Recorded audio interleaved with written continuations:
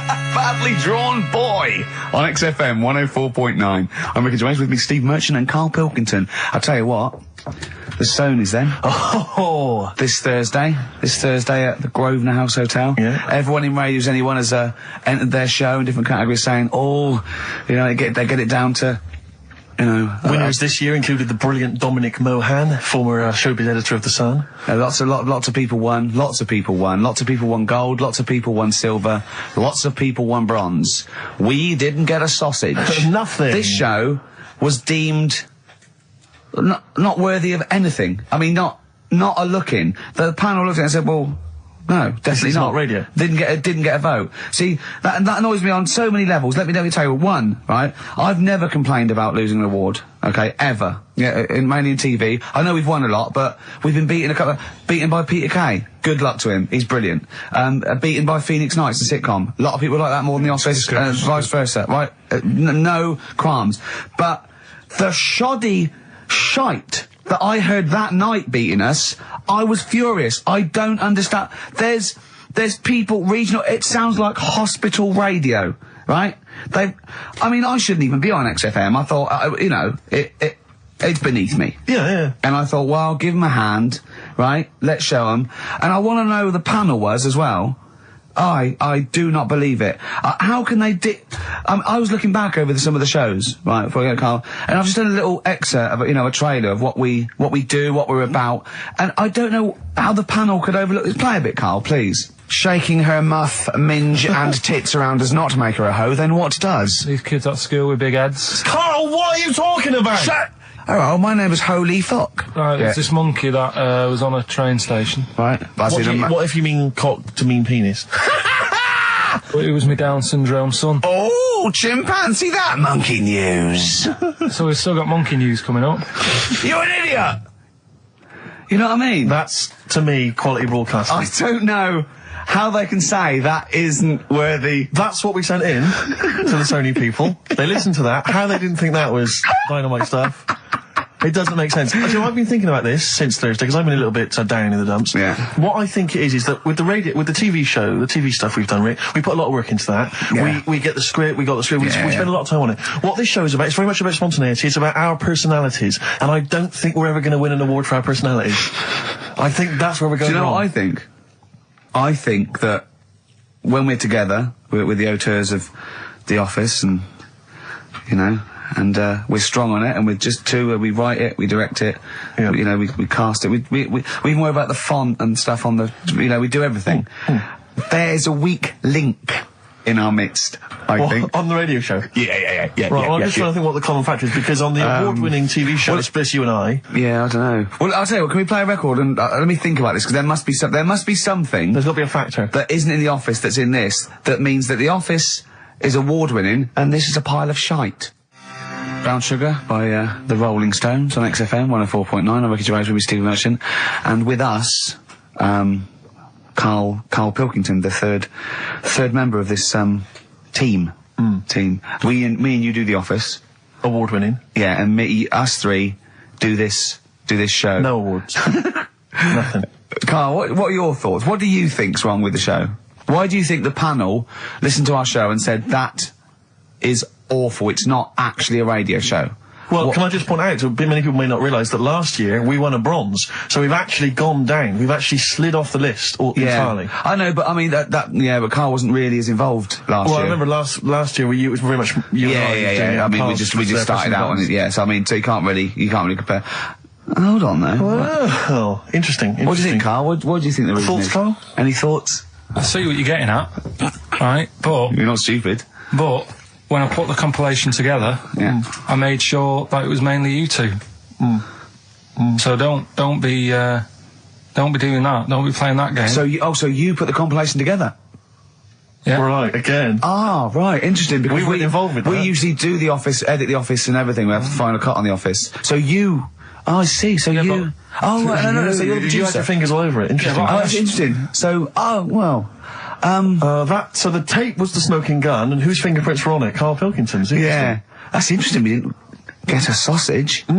But, do you know what, seriously though, Well, I don't mean seriously, it is his fault. I know, but I mean, it's our fault as well, because we should have known better, right? But Than to employ him, yeah. But, I actually think it's a slap in the face. I want to know who the panel was. A lot of Sony are thinking, just handing it out to the same old people.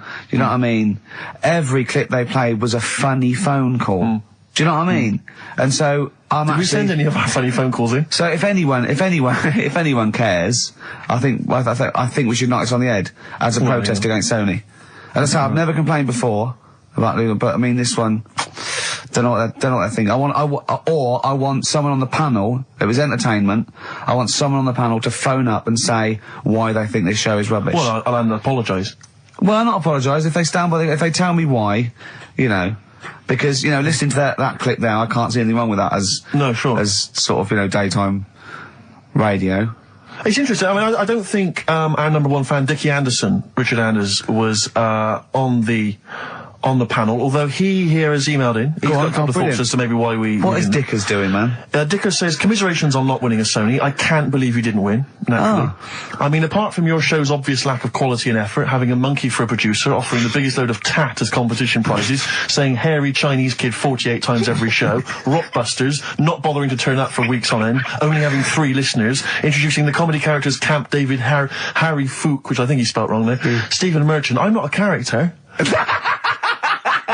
Apart from insulting every race, religion and sexual orientation, bickering like schoolgirls... We haven't done everyone yet. We have not insulted everyone yet.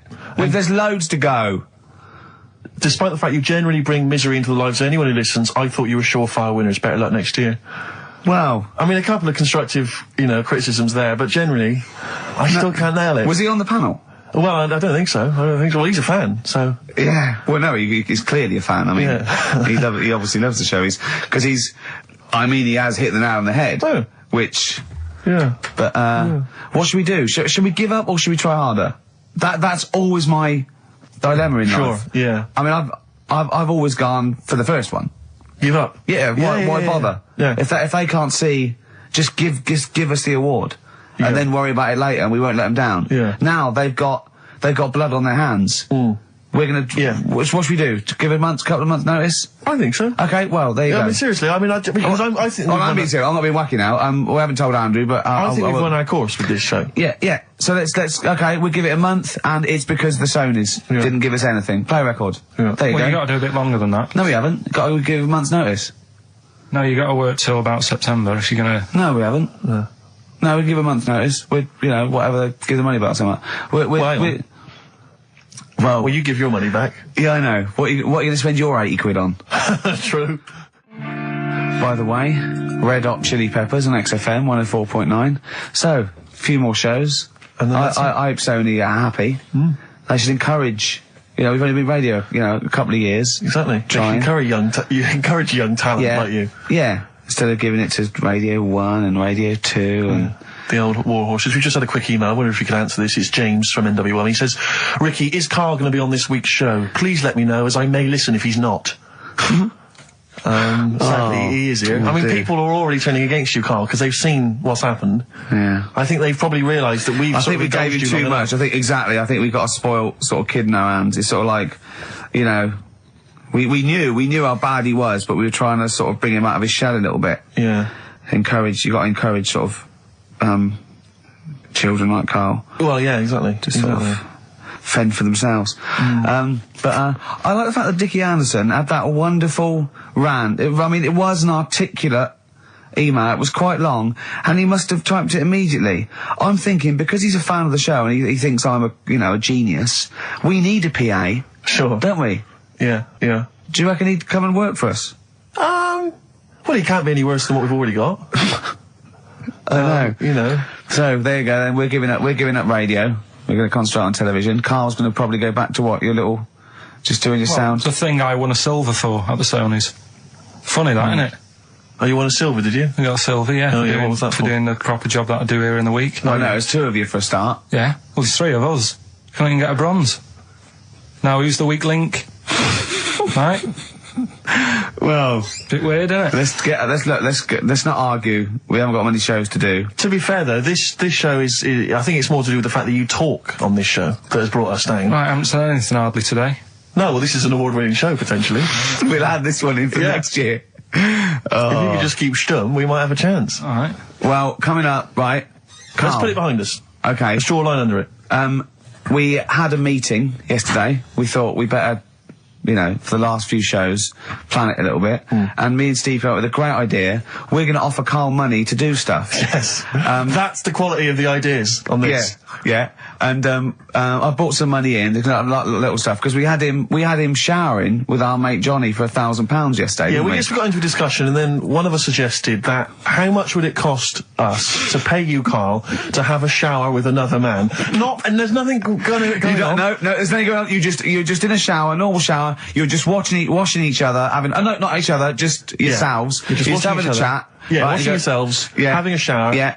But it's a regular shower in a regular house. It's not a shower in a swimming pool. And he went fine. He got £1,000 out of it. He wouldn't do 900. He got £1,000 out of it. But then we said, and we'll have to watch to make sure you do it. Yeah. And he went, no, that's weird. So, but why? What's it? But this is what annoys me, though, right? The whole idea of, oh, what would you do, right? So I bet you missed out there when we started this chat saying, oh, I wonder what you do for money. It did start off with, would you rub Dale Winton's neck? Would you give Dale Winton a massage for 20 quid? No, but you have to say no. 500. We're trying to find out what your price is. What price, Karl, is the name of the show. So would you give Dale Winton he's got a knot. He's got a bit of a knot. He's stressed. He's been doing supermarket sweep, and he's furious. One of the contestants was answering back, calling him names, and he's got all knots in his neck. You just just give him a little bit of a 5 minutes. A little neck massage. How much would you do that for? He's naked, and it's just a little neck massage. There's nothing going on. It's like, see, there you're naked as well, but it's just the two of you naked giving him a little massage. No, seriously. Would you give him? Okay. Would you give me a foot massage? For how much? Well, that's what's your price? And what are the rules, though? Can I wear gloves? No. Just let's start off simple. Would you take off my shoes and socks?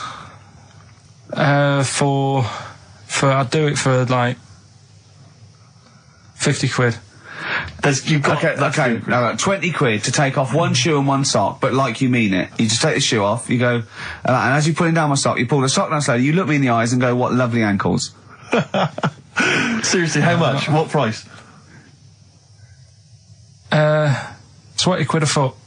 20 quid a foot. That's got to be worth it. So 20 quid, you will take off my, we'll put on some soft music, right?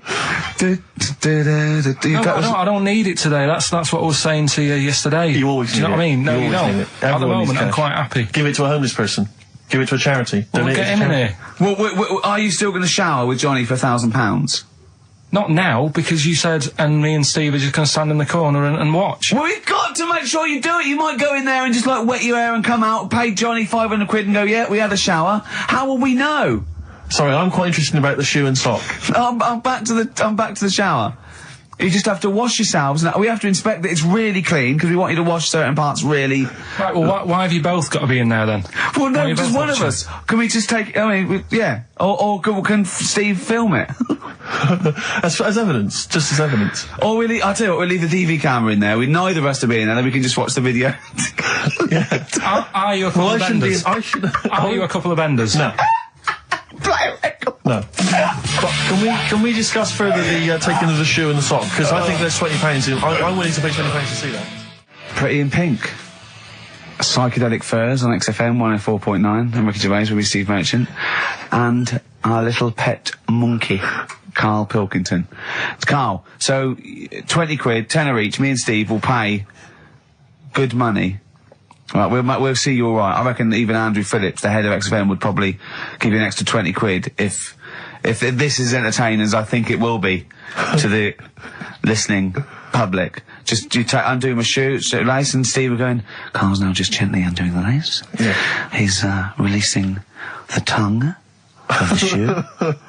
Well, don't preempt anything. Okay. So come round then, Karl. He's gently pulling down the sock. What, you just said you'd do it for £20. Oh, come on. You said you'd do it for £20. You said you'd do it. Oh, so you work me up like that, and then you just...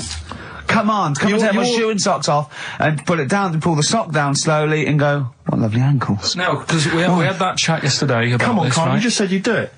Yeah, but I don't really need... If it was more money, I might do it. Oh, that is typical. Okay, firstly, we had a little wage on at the Sonys, and you owe me £10. So count my £10 as part of that. Exactly. So that's my £10. So you already owe me that anyway. So I'm demanding that instead of giving me the cash, you do this. Yeah, and I'll give you 10 quid just because I've got a bad back and I need someone to help me take my shoe and sock off.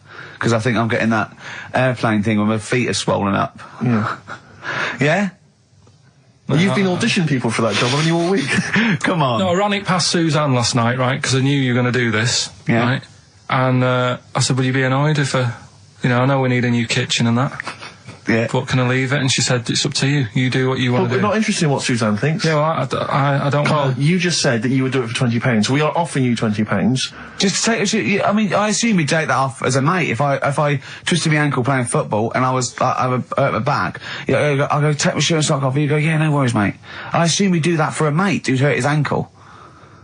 Yeah, but it's not the Toya bound Wayne Sleep's foot when he was bouncing on his bed and hurt his ankle. She didn't expect money from it. She didn't want Sleep to pay out money. The singer of Mystery does not need Wayne Sleep, probably our greatest dancer since Lionel Blair, to pay money to help his ankle out. I thought we were mates. It seems to me that you've already lost us a Sony this week.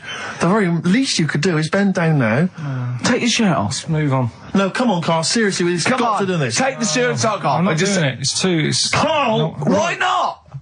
I'm so angry. Yeah, because you said you would. You've welched on the £1,000 showering with Johnny. Johnny doesn't even know about this, so Johnny's probably lost out on money. I suppose you'd split some up with him for having the shower with you to get you the money in the first place.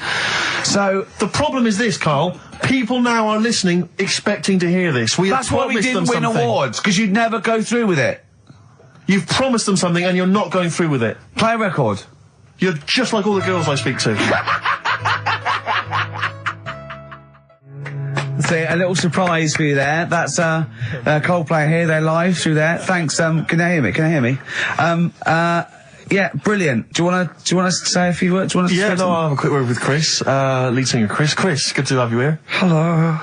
And how's it going with Gwyneth Paltrow? Brilliant. Yes, she's a lovely lady. Yeah, no, I thought so. Yeah, I saw her in Shakespeare in Love. She's good in that, isn't she? If you would pass that on to her, just say I enjoyed that. It's going all right. You going to get married or? Yeah, so I marry either her or that Julia Roberts woman. Yeah, either one is good. Yeah. I know you're on holiday at the moment in Hawaii. I read in the paper today. No. You're actually here? I'm actually here. Okay. Got to go now, got to go. Alright, just a couple of quick... See you later, Chris. Yes, see you, Ricky. So that's the sort of guests. That's the caliber of guests. We're just trying to up just like Jonathan Ross. We've got guests like Jonathan Ross. That's Coldplay, just popped in. Just popped in. So if you're the Sony people listening, you might want to... And we've still got Karl to take off my sock for 20 quid. Okay? Let's do it now. Let's just get it over with and do it now. Come on, Karl, let's get our cash out then, Rick. There's £10 right there. No, you don't owe him, because he owes you 10, so I just have to pay him 10. Okay. Yeah. So, go on then, just take... Not whilst Coldplay are here. So they've had to shoot off. Come on. I don't want to do it. Let's why not? Tell me what... We've been on now for half an hour. Okay, well, at the end of this, why won't you do it? It's ridiculous. You won't have a shower, you won't take my shoes and socks off, you won't do anything. You won't give Dale a rub down. What will you do, for Christ's sake? I don't want to do it. Say if my mum and dad have heard about how well I'm doing in London. Yeah. Right, they've heard about, the Sony Awards and that. They're talking to the mates, they're saying Karl's doing well for himself. Yeah. Let's have a listen to him on Sky. Yeah. They're tuning in, I'm taking off socks for money.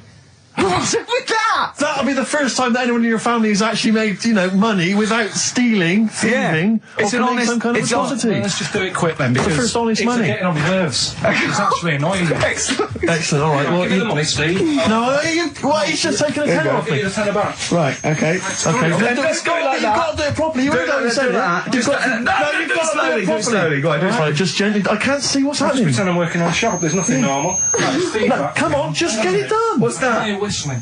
What's whistling? What's the whistling? I can't believe. Right. Okay, now do it properly, gently. Yeah. It's a sweaty trainer, which just makes it all the more... Just gently caress it. There's someone watching in the office. Caress it there. Don't just gently ease the shot. Just like working on a shoe shop. There's nothing weird about it. Just gently ease it off. I'm the best. Alright, now it's just... come on, gently do it. Don't just rip it off. Yeah. Slowly. Tease it. Tease it. Oh my God, I don't like this. I just wasted a tenner. That wasn't enjoyable at all. Now wait a minute. You've got to say. Say something nice about my ankle. So you've got lovely toes and I love your ankle. You got nice toes and that. Say it I properly. don't like it anymore. Do it, and you've got to say, you've got to say for the tenor, otherwise you're taking it back, you've got to say what lovely ankles you've got, but in a sweet, seductive voice. Right. Oh. You got nice ankles. That is not how you would seduce a woman. like You that. would not seduce a woman like that, Carl. I don't. Suzanne. I don't. Imagine that. I don't know. I don't feel good about Leave it. it off, because I want to see if we can get him to massage your toes. See, I don't know what's worse. I mean, I didn't like the feeling much. That wasn't very nice because it was all rough, and I you know, and he's a skinhead and he's playing on the feet. And then I thought, I've degraded him, so I don't know what I feel worse about.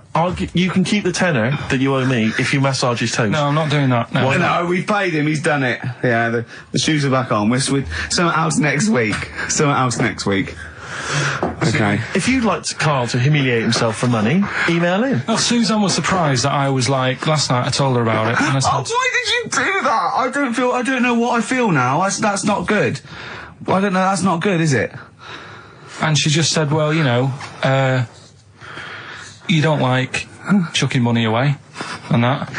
And it was funny because we got talking about when we bought our first flat in Manchester, right? I bought a bed, right? I didn't have much money, and what annoyed me is I bought the bed and it turned up, and I said, "Where's the mattress?" And they said, "Well, you don't get a mattress with the bed. You got to buy that separately." And I was like, "Well, that's not a bed then, right?" So I didn't have any more money. Suzanne's at work, so I thought, well, I don't want to stress her out at work and that. Telling her we haven't got a mattress for the bed. I had a word with my dad, right? He knew a mate who had one in the back of a van, right? He said, I'll have a word with him, he'll let you have it. Got the van, brought it round, stunk of diesel and that, but I thought, well, it's free, it'll do. Yeah. They brought it up, I stuck it in the spare room. Suzanne got home, she looked at the bed, she said, that looks alright. She, where's the mattress? So it's in the next room, but I thought I won't tell her because Sure. she won't like the idea. She went in, the room stunk of like petrol fumes and that. Yeah. She said, what's going on? I said, well, it's a mattress didn't come with a bed. So I've sorted you one out, I've got this off my dad. And we didn't have one night on it. She said, get rid of it. Yeah. I had to go and ditch it. I don't know what she was thinking. One of your father's friends is driving around in a van with a mattress in the back. Yeah. Was he a serial killer? I mean... And she didn't want to sleep on it? Like from Silence of the Lamb. What kind of a cheapskate is she? What kind of a woman is she? That she won't sleep on a mattress that has been in the back of a transit van? Yeah, covered in 85. petrol, diesel, probably urine, and Christ knows what else. Oh. So, you know, Would you swap pants with Steve for 50 quid now? You don't have to look at him, you go in the toilet, he takes his pants off in the toilet, leaves them there, you go in, right, you come out with your trousers on, you go in, right, take your pants off, put his pants on, leave your pants in the toilet, come out, you got his pants on, he goes in there, you come out, you just swap pants, at the end of the show you put it back. How much? when you say pants, what do you mean? Just Jeans? underpants. No, I'm not doing underpants. Why?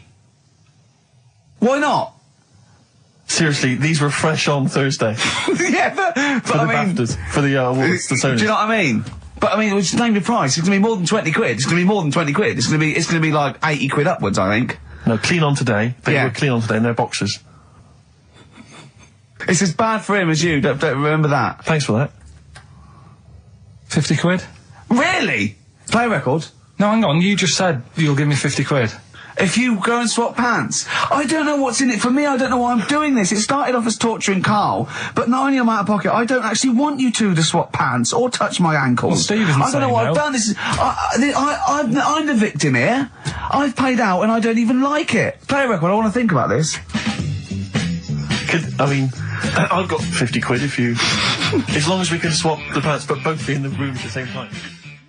Band of Gold by the artist who featured in a recent Rockbuster clue, which was, I think, the Jamaican fella needs an aspirin for his head, and it goes, of course, to free the pain. Brilliant. Rockbuster's coming up, isn't it, Carl? We set it up now? Get it going? No, let's I thought we weren't doing this anymore. I know, I don't know what happened. I don't know. I mean, But I mean, we're shooting off in a couple of weeks, so yeah. what difference does it make? Well, we might as well... Now you've mentioned it, it's a good time. Go on then. Right? 3 cryptic clues like the one you just heard there. First one. Cryptic, I like that. Is cryptic a word? First one, my younger brother spotted you the other day. Right, that's the cryptic clue. My younger brother spotted you the other day. The initials JS. JS for the band. Second one, that champagne belongs to the Boxers Kid. That's the way he looks up, like, it's Oscar Wilde. Yeah. It's, oh. That champagne belongs to the Boxers Kid. The initials are AM. And the third one, the vibrators. And the initial B. What? Right? The vibrators. And the initial is B. So the first one, my younger brother spotted you the other day. Oh, I know that one, that's ridiculous. JS. The phone's going. Second one, that champagne belongs to the Boxers Kid. AM. And the third one, the vibrators, the initial B. So email in and you win. You can say the prizes later, can't you? Well, I'll tell you what, this is terrible. I mean, we didn't even say the prizes, we weren't going to do this. The phone's going. Look at the phones, are going mental. Alright, well, Carl, did you ever do paintings and drawings at school and then bring them home and your mum put them on the fridge? no, not really. I never brought them home. Or did you just screw them up and throw them in the bin? I just left them at school. Yeah. 'Cause I'd never had a bag. Alright? There, on XFM 104.9. You see, Sick of it. no, wait, this is giving me an idea, because I think what the best thing about this show is what happens when the records are playing. Because we sort of, that's an example, inarticulate. Yeah? Didn't have anything planned. Well, I started my mouth moving, but I didn't have anything planned. Yeah. Like, Why was that? Why don't you have anything planned there? What? Why didn't you know what you were going to say then? Because What were you doing when Radiohead was on? I made Karl a new uniform that he has to wear in the second hour. What did I do? You got tissue paper, Yeah. Toilet roll, yeah. ripped a bit off, Yeah. made a little tie for me, Yeah. and put some in my ears. Yeah. So we had earplugs and matching tie. Yeah. And he looked good, didn't he? Yeah. He had earplugs and matching tie, and I squeezed it in there, and he went, I can't, it'll irritate me. So I'm thinking of things all the time to make this more fun for me. Yes. And he's just like that. Can I, sorry, a quick question. Just want to raise a little point. Go on. You say that you're spending most of your time thinking about how you can make this more entertaining for yourself. Yeah. Is it worth ever considering the listeners? Well, I think that if you're happy, they're happy. I'm not sure that's true. I've been monitoring a lot of the feedback on the email and stuff. Yeah. It doesn't appear to be the case. But that's because Karl won't go along with stuff. Sure. I mean, they could see on the webcam his little matching earplugs and tie that I made. I just did a cartoon that went for £350, right, on the website, right? So that's one now. Yeah, we're gonna do it. We're gonna make it really good. We're gonna give them lots of stuff and sign DVDs and everything. So that's great. £350. Who was it? I think her name was Joanne. It's not definite yet because we haven't got the money off her. Wow, she's you know, you got to trust them, haven't you? And so I think people would love to have had a matching. You know, I'd have signed it and everything. Little matching earplugs and necktie made out of toilet roll. Yeah, yeah. You know, and he don't want to wear it. But I had a great idea for a show, right? We filmed the behind the scenes, right, of each show. So, you know, you get a CD of what went out, but you saw what happened behind the scenes, right? And it follows us through a week, right? And it's called X-Men 3. Ah, I see, because of XFM. Yeah. Right. And then we can film all Karl, what Karl looks like when I'm squeezing his head, what he's like when we're trying to make him touch us, all that sort of stuff, when he's getting all stressed out in the day and we just pop up, right, what he looks like, his little head, everything. And would this be broadcast on TV? Or? I think so. I think Choice, something like that, BBC 3. Yeah. Yeah. I mean, Again, it's you know, not because I mean, I'm very much in the centre of the storm. I'm very much the eye of the storm. Yeah. And I know that I myself would not want to watch that. really? No, because it's... Any negative, Karl? He was like this when you came up with Cheap as Chimps. He wanted to drop Rockbusters. What was the other thing he didn't like? That other TV idea I had. Yeah, what, putting a baby in a room, setting it on fire and see if it can make his way out? Setting the room on fire. Let's Yeah. not get silly. No, but Yeah. he didn't like that, did he? I mean, I don't want to sort of... I don't want to blow my own trumpet, but it does seem to me that my criticism of those things is probably justified. I mean, Cheap as Chimps, Yeah. where is it now? Wow. It's Donald McIntyre took it. Not really, Carl, not really. It is but a pitiful memory. Both your game show ideas terrible. This TV show idea, I think, again, it's only interesting to you, Rick. This is what you fail to realise. You've got no sense of the greater public. To be honest, I'm just taking this from what people are emailing in. They're not interested in Karl. I don't read emails. They're not interested in Karl. I don't read the emails. They're not interested in Karl. They're not interested in Karl. But if we did a documentary about him, like they did about Oliver, the human sea, or that's a different case. Or the girl that was older than her mum, or, you know, all those other sort of things. I think if we actually did a definitive documentary and got in doctors to talk about him, and showed him... That psychiatrist from Big Brother. Yeah, and just talked about it, and then showed him in his environment, I think it'd be brilliant. I think it'd be a brilliant show. But I think that's interesting. I think you're right. Some kind of anthropological study of Karl, fascinating. You making a little neckerchief for him, I'm not so convinced. But that'll all be part of it. Play record, let's think about this, because I think this is an idea. If any broadcasters are listening, like Greg Dyke or, you know, we'd even go to Channel 5 with this, I think, wouldn't we? Really? I mean, alternatively, if you'd like to incorporate Karl into some kind of Blue Peter appeal... Let's do something. Let's just get Karl... Look at his face. How could you not... See, a lot of people still don't know what you look like, Karl. Play record. That's Across the Great Divide from the band. Rick, I bought a little treat for myself today. I've been meaning to buy these ever since I moved to London. Yeah. I'm sure everyone listening has seen them. Maybe you don't have them in your own collection. Karl, I don't know if you've come across them in the past. But it's the postcards. Now, most of you, if you're a tourist in London, you see the postcards there. I think there's one with a punk, isn't there, with green hair? Yeah, from 1977. Yeah, I think there's one which is like probably... it's probably a grandfather now. Probably something like A View from London at Night, and it's just black. Oh yeah, that's a classic. I'm a fan of the baby covered in spaghetti. Yeah, that's brilliant. Brilliant. That happens a lot in London, in the old East End. Get the baby out. Where's the spaghetti?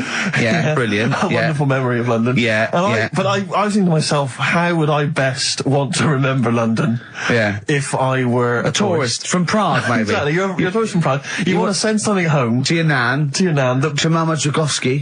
Exactly. Who's sitting at home eating beetroot. Yeah. You want to say, I've been to London, I've been to the home, the birthplace of some of the great names. Dickens. Dickens, yeah. I've seen, Big Ben, I've seen the Houses of Parliament, I've seen the wonderful things. The best way for me to remember that is a picture of a woman's breasts. Yeah.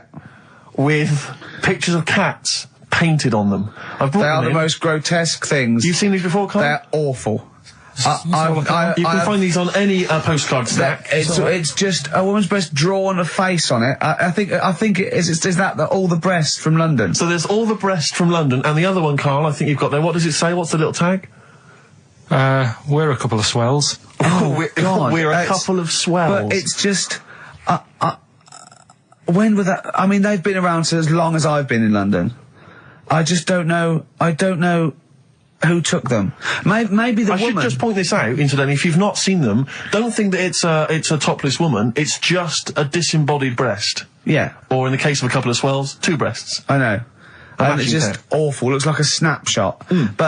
But what worries me is that what happened was that she was probably the equivalent of Karl, and she had two mates, and they went, look, how much would it, if we take your breasts, how much would we do, boy? 20 quid. Yeah. And they took a picture. Yeah. And, right. you know. How much would it cost for us to paint some faces on them, and then take a picture? Yeah. Oh, that's awful. I always wondered to myself who that person is. Oh, probably came to London to get into modelling or something. I think if you pan further down, she's actually wearing a pair of your pants. I think if you pull out, she'd probably be unconscious with a needle hanging out of her arm. But I just imagine... See, now that would be a fair representation of London.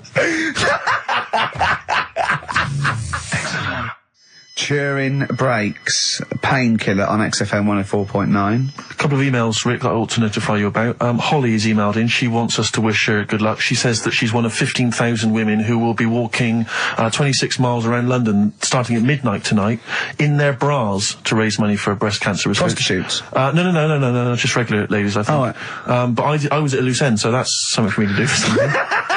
I'll pop down and support them. Also, we got to say hello to Sonia, who's it's her 18th birthday, and we're going to play a little Smiths track for her later. So we're trying to be interactive. Yeah, I've seen how other DJs do it. They have phones. They go, and how are you celebrating tonight? Oh, we're just going out, Foxy. Have a good time. Here we go. This is, you know what I mean? Yeah. We've got to be. I've guessed we had Chris Martin in from Coldplay, which is going to be a lot. Well, Chris is still here. Hello. Chris, how did you come up with the ideas for your songs? Just make them up in my head with the guitar. And how old are you now?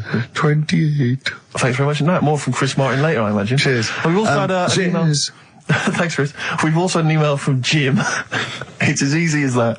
We've had an email from Jim. He says, on the subject of the postcards, his brother once met the bloke who posed for the photo on those biros that when you tip them up, the black ink kind of sinks away, and it shows him nude. And he was apparently an aspiring model, and he got paid $75 for it in Hong Kong in the 70s. Carl, would you have done that? Would you pose nude for a pen for $75? I mean, inflation, can't I? Let's double it every 10 years, say. So, yeah, so 150, 300. I'll give you 600 quid to post news for biros that we give away for XFM. An XFM biro, where your clothes sink away when you turn it upside down. And what sort of shape was this fella in? Did He's in pretty good shape, yeah, I think. 600 quid. Yeah. I'll make it back on selling the pens. No, I won't do that. I always remember being at school, the first time I ever encountered one of those pens. There was a kid at school, Jason, and he had one of those pens, and he turned it upside down, and it was where the woman's clothes sink away and she's naked. Yeah. And I remember sort of seeing it and him showing it to everyone, all the young lads, and them thinking, this is amazing.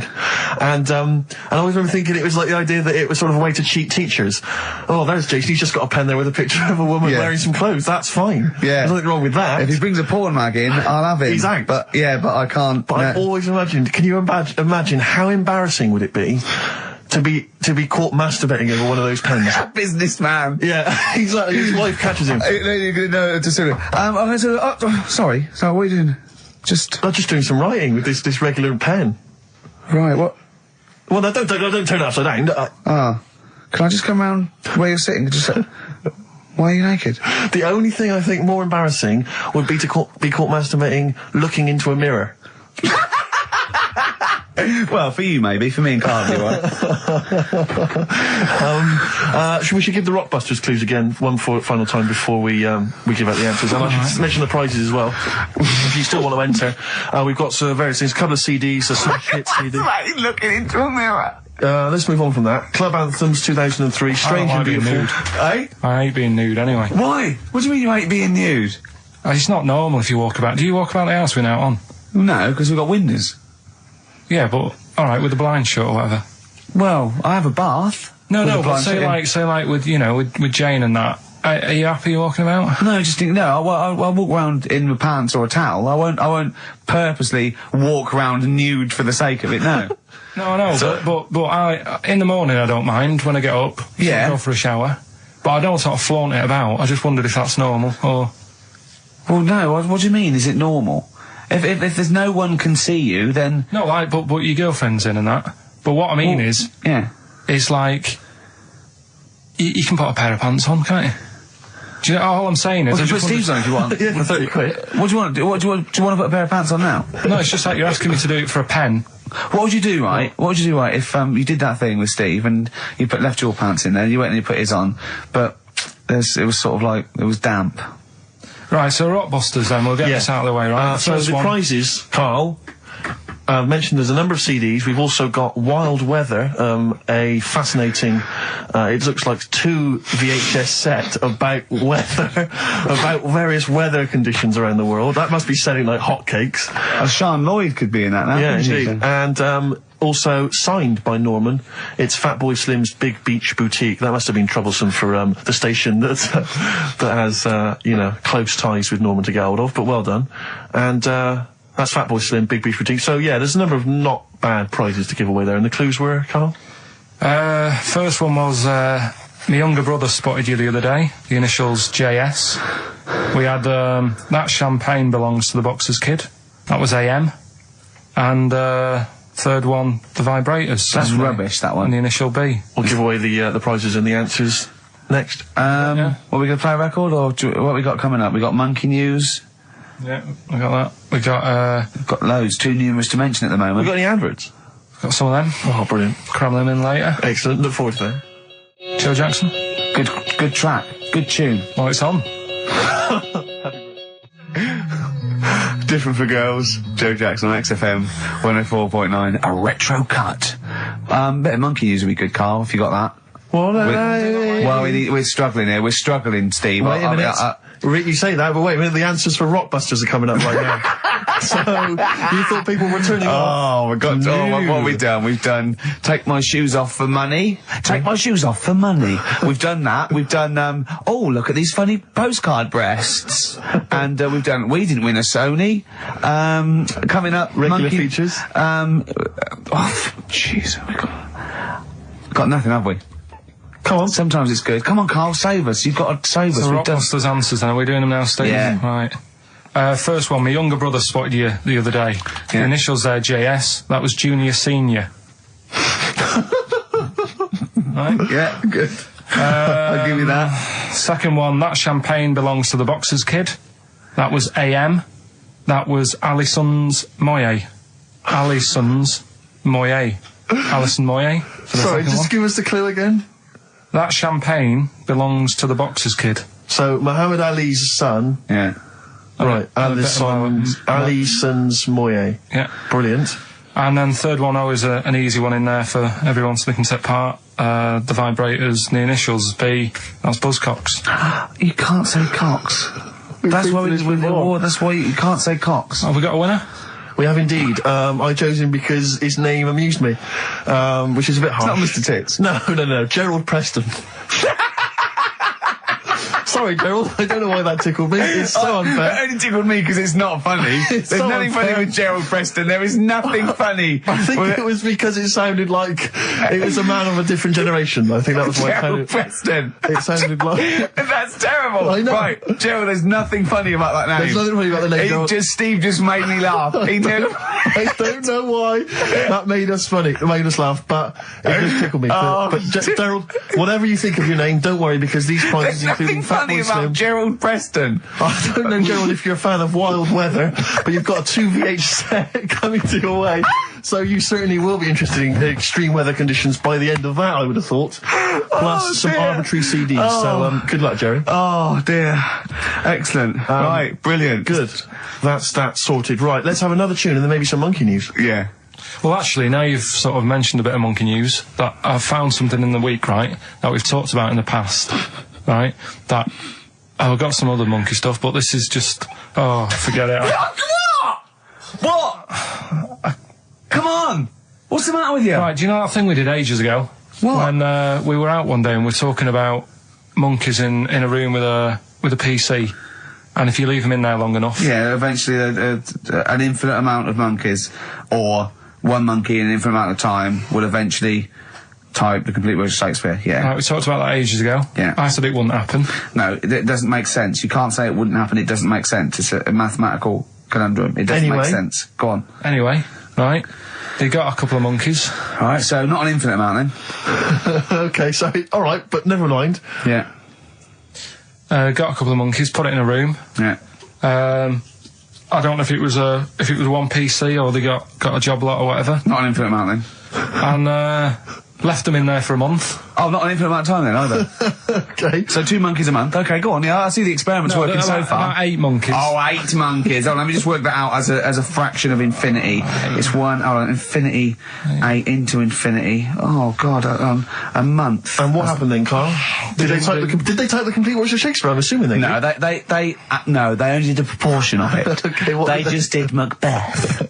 What happened then, Carl? Please tell us. They didn't have anything. They didn't come up with anything. You're an idiot, Carl. You really are an idiot. Play a record. That's ridiculous. What did you expect? What did you expect? Yeah, A bit of Keats.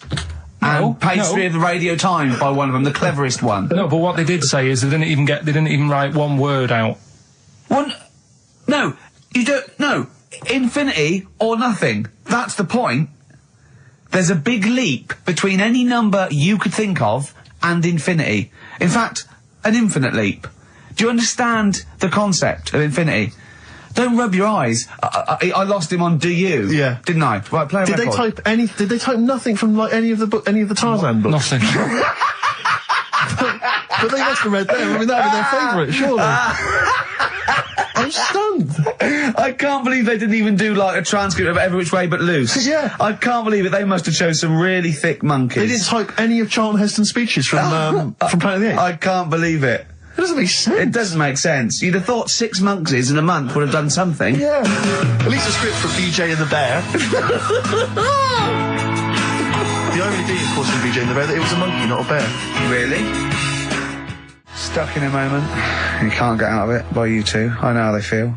Oh, just a quick thought. I just had a sudden thought. Just a little update on something we talked about ages ago on the show. You might remember I said once that if I ever met Dido, I thought I had a good chance with her. Because she looks like the sort of woman that would work in, say, a photocopying shop. Yeah. And she'd probably be quite charmed by me. Or a secretary that sort of like wrote a couple of songs. Exactly. And the boss said, entered her in something. Yeah. And it won. She did them at the Christmas party. Everyone clapped. Exactly, yeah. Well, anyway, just an update on that. So far, nothing's happened. You haven't met her. Nothing's going on. So okay. I'll keep you posted on that, Rick. I know you're interested. I imagine it's a foregone conclusion when you do, though. That's only the a matter beauty of of time. it. It's, you know, when I hear you met her, you don't need to say any more. Okay, well, I'll just let you know. Wink and say, I met Dido last night, and I'll go, say no more. Exactly. You don't need... I'll just look a little bleary-eyed. Yeah. And probably still wearing the same clothes. From the mace. Yeah, exactly. Right. Anyway, I just thought I'd keep you abreast of that. Yeah. All the best from London, Carl. Come on, Carl, cheer up. You've had a good week. Do you have to do a month's notice? little bit of friction between Steve and Carl. I think they're, they're getting to each other, which is his underpants are pinching. Come on, Carl, cheer up. You're lucky. You know how many people would pay good money to... Carl, you've had a good night out this week. You went to the Sonys, you had a free meal. Yeah, that annoyed me. I don't... We came away empty-handed, but... Yeah. It was a good night, wasn't it? You enjoyed that? Did you enjoy that? I ate it, but go on. I'm just finding more and more things that are annoying me. Really? Like, even... Like, at that Sony's night, right, you've got a lot of, respectable people going to that thing, you know, people who are high up at the BBC and that. Yeah. And... just the way, you know, it's a posh night, there's people there with dinner jackets on and stuff. And then I went to the toilet for a wee. Old fella in there. I thought he looks like he's been in the radio game for years, probably done loads of award-winning Sony stuff. Yeah. You know, all the BBC documentaries to do, in-depth stuff, and I thought, you know, I wonder if I'll be like him when I'm older, I wonder if I'm as good as him. Thinking all that, he's having a wee in the next urinal. Farts. I know. Yeah. He just farts. Old fella in a dinner jacket, probably hired. And I thought, But they try to. They think, well, I better do it in here, and it's sort of like a trumpet, and everyone just goes, yeah, that's fine. What's up with that? You know, I know what you mean. It's just the arrogance of doing it. He just did it. It sounded like a lost whale. And he didn't sort of go and try and clinch it. He carried on, and then he went, oh, that was a good one. Really? Old fella, must have been about 70. Oh dear. And well, better out than in. Yeah. But it's not though. I wasn't brought up like that. You see. Right. Because I did it. I mean, I never really did it that much as a kid. Sure. And then I was at my mum and dad's. You never did it that much as a kid. What, farted? Yeah. Okay. Not just like, you know, as a joke and that. We are taping this for next year's Sony Award, aren't we? We're taping this, what we're talking about now, aren't we? To hand in. Because this is, go on. But I was at my mum and dad's, right? And Suzanne was sat on the floor in front of me, and she was like, oh, rub my neck, it's hurting. So I thought, oh, and I hate doing that, it really it bores me. Well, right? she's your girlfriend, for goodness sake. I know, Dale Winton's different, you're getting paid for that, go on. So I thought, the only way to shift her, I'll let one go, right? So I did that. I love that! It's such a loving relationship. I love that, that's great! So like doing the washing up badly. Yeah. She won't ask me again, what have you done? I've smashed the cups up and I've written in excrement across the wall. Well, that's no good, isn't it? Well, I won't do it again then. Give me the marigolds, I'll do it. I've nailed the cat to the fridge, what's up with that? Yeah. Go on. But yeah, so I did that, and it worked. She sort of got up and said, oh... And my dad said, what do you do that for? What was he thinking? So I said, oh, I hate rubbing her neck. Does me head in. So he says, you know, I've never trumped in front of your mother. 40 years. Sorry, where was this? Chigley? Why is this family talking like this? Young Carl, I've never trumped in front of your mother in the 35 years. Why you, what, I don't know what...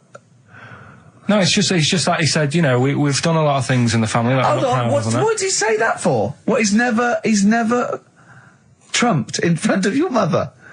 He just offered that information up. Well, he just was surprised that I did it. He said, where have you got that from? Yeah. Whoa, you're lower intestines, I'd have thought. What do you mean? You have to imagine there's a class of farting. Oh, no. we haven't told our kids about farting. He doesn't do it. We haven't told him about it. We don't do it in front of them. You have to learn it, do you? No, but there's a place. That's what I was always told. Go on. There's a place for that. Cornwall. So, and my mum, you know, it's the same. She doesn't do it. Right. If she goes to the toilet to, you know, do what you got to do, she makes sure, like, she'll sort of say things like, "Are you going out for a walk?" Are you going out for a walk? Does she know that you're broadcasting this? Well, yeah. She's probably round at the neighbours now listening. Yeah. Any of you going out for a walk? Yeah,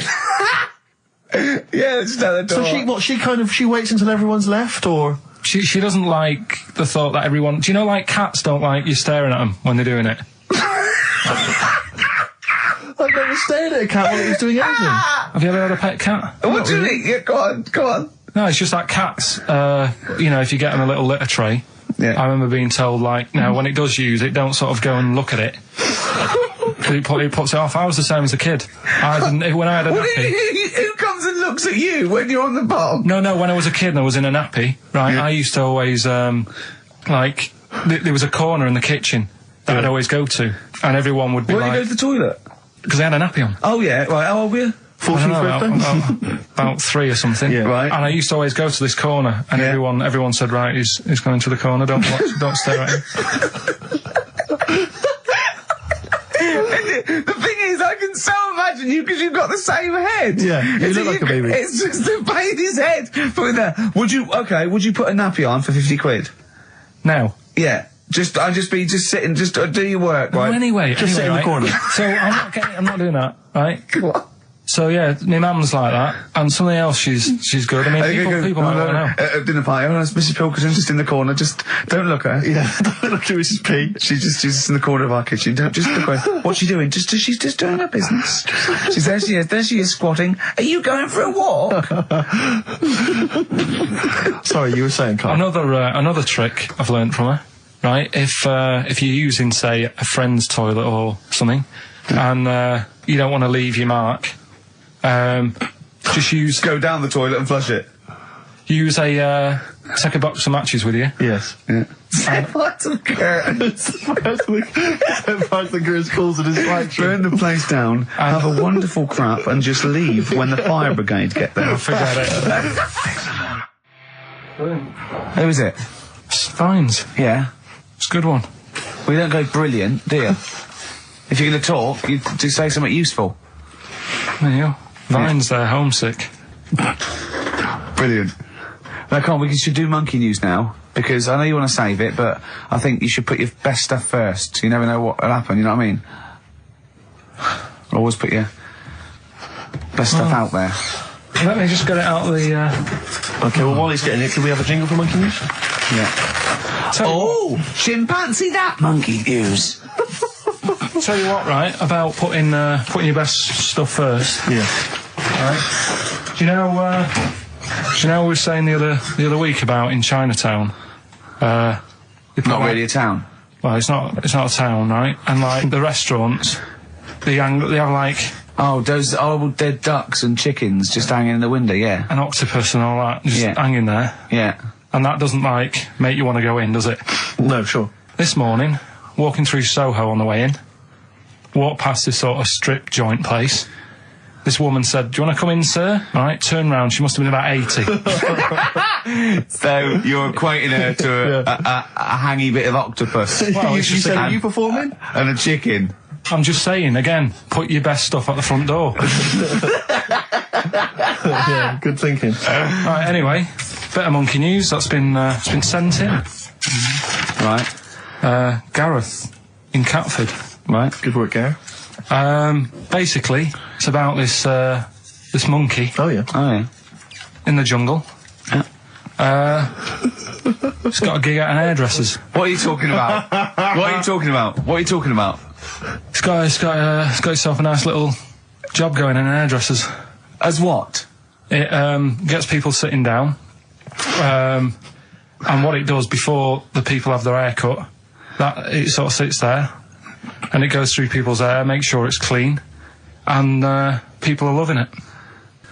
Right, backtrack. So it's a pet monkey. It's nothing to do with it getting a gig in an hairdresser's. It's a pet monkey. It's not working at Monkey and Guy.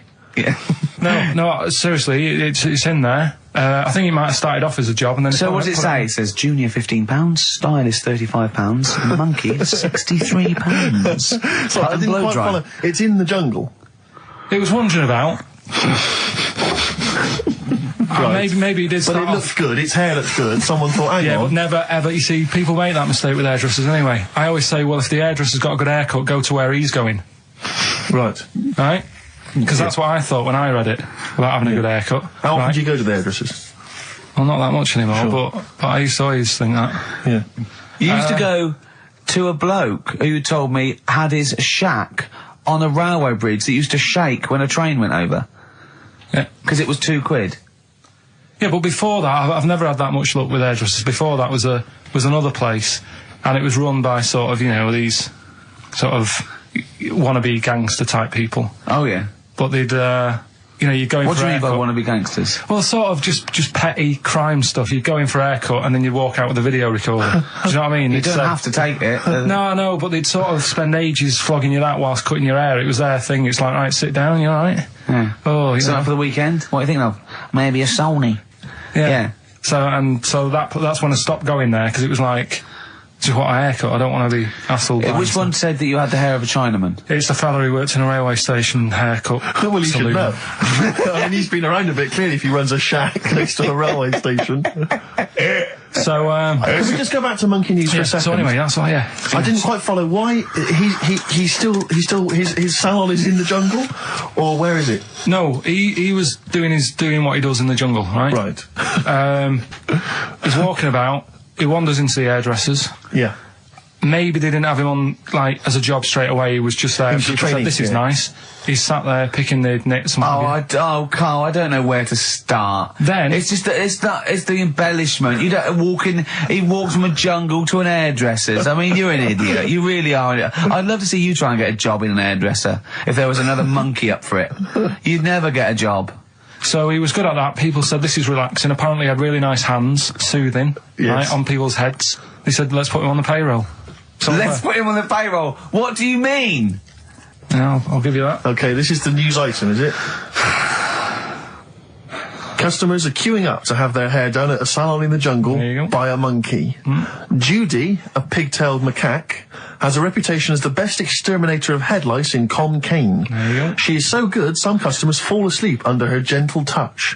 Regular Amporon Chekema said, Judy's hands are so soft and gentle, I really feel I can relax. But you know that is doing what it does naturally. It's looking for, like, salt and stuff in the hair Yeah. and nits. It's not on the payroll. It doesn't complain about when it gets deducted at national insurance. It's not part of the union. Yeah. Do you know what I mean? But a good monkey news, backed up with good tabloid journalism. With solid evidence there. So No, I think maybe we should start marking the monkey news, Rick. I don't know what you think. Giving it marks out of 10, maybe. For both interest and validity. well, for interest, I'll give it 7. For Carl believing that there was something to this monkey, thinking it had a job and getting paid. But it was also doing kind of perms 2. and colouring. 2. Yeah. Ridiculous. Again, ridiculous. More monkey news next week. Hopefully let's just hear that jingle again. Oh, chimpanzee that monkey news. Peace Train. Isn't that brilliant? Cat Stevens. Now, well, I've sort of enjoyed the last sort of, hour or so after disappointment of the Sonys. I think we are going to give up, to be honest. Do another week and then shoot off. Yeah, knock it on the head. Okay. We were doing it for a laugh anyway. But If they're not going to reward us for that, then do you know what I mean? It's not really worth it. But I'll tell you what but what about this? Carl, can you find out who was on the panel? Can you? But what difference does it make? Well, I want you to interview. I want you to phone them up and I want to tell them why they didn't think our show was. Yeah, let them explain themselves. Just explain themselves. They've got to stand by their convictions. Find them all. Track them down. There's probably about 300. What do you expect then? I want Not to tell gonna the say, truth. no, you're right. The monkey news should have, done the job for you. I just want people. I don't want them to be. I don't want to sit in a room and hide. I want the 3 people on the panel. I'll find them out to say we didn't vote for you because we thought it was shoddy, amateurish, annoying. There was too much swearing. I'll go, fair enough. Well done, mate. We didn't vote for you because Karl's voice is an irritant. Okay? Okay? Well done, mate. You're alright. We didn't vote for you because, Gervais, you're a fat, useless git who understands nothing about broadcasting. And your mate I know something. yeah. And I'll go, right, I'm not so happy with that, but at least you told the truth. Mm-hmm. But get them on the phone. Find out from Andrew. I noticed none of them have mentioned me, which is good. I know, They yeah. think I'm pretty good. Yeah. Yeah. They probably all love Steve. No one likes to pick on an invalid, though. Do you know what I mean? I'm just... We got a player request here for, what's her name, don't leave it, Steve. Sonia, who's 18 today. We couldn't find William. It was really nothing wordsmith because, whoever is in charge of the library, they probably won an award for it. But, she didn't ask for 4 non-blondes. So I found There Is a Light by the Smiths. So, a week to go. I'm not. 104.9 XFM, Ricky Gervais, Steve Merchant, Karl Pilkington's pressing the buttons. Right. We're playing some great moments from the last 3 weeks. And some great records, Steve, from the last 2 weeks. That's true enough. Yeah. We're not actually here today. What are you up to today, Rick? It's 8 hours earlier, so this is about 2 o'clock probably. Mm-hmm. So it's about 6 o'clock in the morning. I'm still in bed, mate. I'm asleep in me hotel room. Now, where are you? We're in LA. Los Angeles. Yeah. City of Angels. Rick. Yeah. City of Angels. Yeah, and so that's what we do. We're doing stuff like that. That's why we're not here. We're not here next week either. So next week is the best of this week. Alright, so, here's the first bit. Class. Rock the Casbah. I love the fact you had at least 3 minutes to get that right. I know. Prepare and get that right. I know, but my mouth was full of Maryland cookies. Yeah. Last week, this would blow your mind. He came in, do you know what he'd bought? For himself, about 10 penguins. Who buys penguins still? I know. All wagon wheels. Oh, I've never liked wagon wheels. You've not been a fan? No, but I was sorry about that. It's The Clash and Rock the Casbah. Talking about records, have I told you that time my brother-in-law, he was moving out of his place, I think moving in with my sister, and I was about 13, and so he was about 30, and I moved in, and he brought round all his records when he was storage to leave them at our house, right? And he had all these old sort of records, 50s and 60s records, and they put them upstairs, and I was looking through them, and it's just all like Elvis stuff and Beatles stuff, and there was a mate of mine who loved Elvis, okay, and he had loads of chemicals. Yeah, he had loads of chemicals, and I was into chemistry, and he said, "Let's swap me some chemicals for them." So I sort of nicked about 5 Elvis singles, and I got all these chemicals, and then the guilt just hit me. I just thought, well, he's going to notice that. And one night, I just came downstairs and I confessed to my mum. And she went, all right, well, I won't tell him, but you've got to be good. And it's sort of like I was just really, really good for a year. And then I remember when I was about 18, my brother was talking about it. And he said, did you ever play those records I left for you? Brilliant. He told my mum, he said, these are for Ricky. She just didn't tell me. She was sharp, wasn't she? She used opportunism there. Oh, that's genius. And that was it. That's why I was good. But you've never stolen anything since, have you? No, I don't. Except that spate of shoplifting after that to teach your mum a lesson. yeah. Well, I went round and arson. No, I did. I just couldn't believe it. That's it was a great terrible. trip. That's the sort of thing I think we need now, right? We've covered a lot of stuff. What, education? Teaching, yeah. Well, okay. What do you want to know? Don't know. Have you got something? Can you educate us on anything? I've been reading bits. So could we bring back just for one night only, educating Ricky? Oh, I'm excited. Yeah. Do you think it warrants that? I don't know enough about it. Do you know what I mean? About what? It sounds perfect. Play the jingle. Educating Ricky. He's getting smarter. couple of things happened in the week that I read about. Okay. Keeping up on what's going on in that. Sure. Yeah. One was about that Galileo fella. Okay. Was it about 1636? Was it? I think it might have been not earlier. bad. Go on. Did some stuff with light and that? Yeah, he did lots of physical experiments, yeah. Is that it then, Carl, is it? He did some stuff with light and that. What did he do with light? What was that? Well, I think he invented the first... Telescope. Telescope. So I think it's a particular lens, though, and he did experiments where he dropped famously two different weighted balls from Pisa, and they hit the ground at the same time, showing that it doesn't matter, the weight doesn't matter, but air resistance does, and stuff like that. I think he probably explained it a bit better than that. Yeah, but I'm talking to Karl. Sure. Did they need to know He's stuff? just thinking about pizza. Yeah. Did they need to know stuff like that back then? What do you mean, did they need to know stuff like that? It's just... There weren't people going around going, I've got to drop these two things off the Leaning Tower of Pizza. I just don't know which one's going to land first. Yeah, I need to know. Why do you need to Bring me know that? Galileo. Yeah. It's for a bet. Yeah. No, but if I was knocking about then, I'd be like, stop messing with that. We need a telly. Or, do you know what I mean? I bet he thinks the Flintstones is real. I know. That'd be brilliant. That's what I'd do if I was a caveman. I'd make a telly out of rock. Yeah. And a pelican And a as car a that I cement just mixer. ran along the road with. Yeah, exactly. Yeah, we need a car. Yeah. Well, we haven't really got the internal combustion engine. Can you stick your feet through the bottom? Yeah, just get me a car, for Christ's sake. Anyway, so I learnt that. And then... What? You learned his name. Yeah. Other people I learned the name of this week. Oh, if a chimp could watch telly. Go on, Karl, go on. Brilliant. I love that. That's like a ride song or something. That's my favourite one. Ride-ish. Ride-ish. Feeder. Just the way I'm feeding on XFM 104.9. Rick, quick question for you. I'm thinking a lot of people maybe are tuning in for the first time because of the advertising campaign. Sure. Should we reintroduce Karl again? I know we've done this a few times in the past, but just worried that people are going to not really kind of get the measure of him. I'm Ricky Gervais. I'm the one off The Office. Yeah. Steve Merchant. He's not the one in The Office. He's not Gareth. Some people think he is. He's got a funny, weird West Country accent that actually Mackenzie was affecting for the role. Steve wrote it with me. He's the tall, lanky fella. Karl is our sort of, I say producer, but he's the one that pressed the buttons because I was Dog's Body. Yeah, but I mean, it was just because I was too big to run the desk. Yeah. I used to have to do. Literally too big. You couldn't get behind it. Yeah, and then we discovered that, he looked a bit like a boring sort of, alright, yeah, but then when we sort of, poked him with a stick, he came up with, he doesn't realise, but some of the I think, some of the funniest extraordinary things I've ever heard. Say hello, Karl. Alright.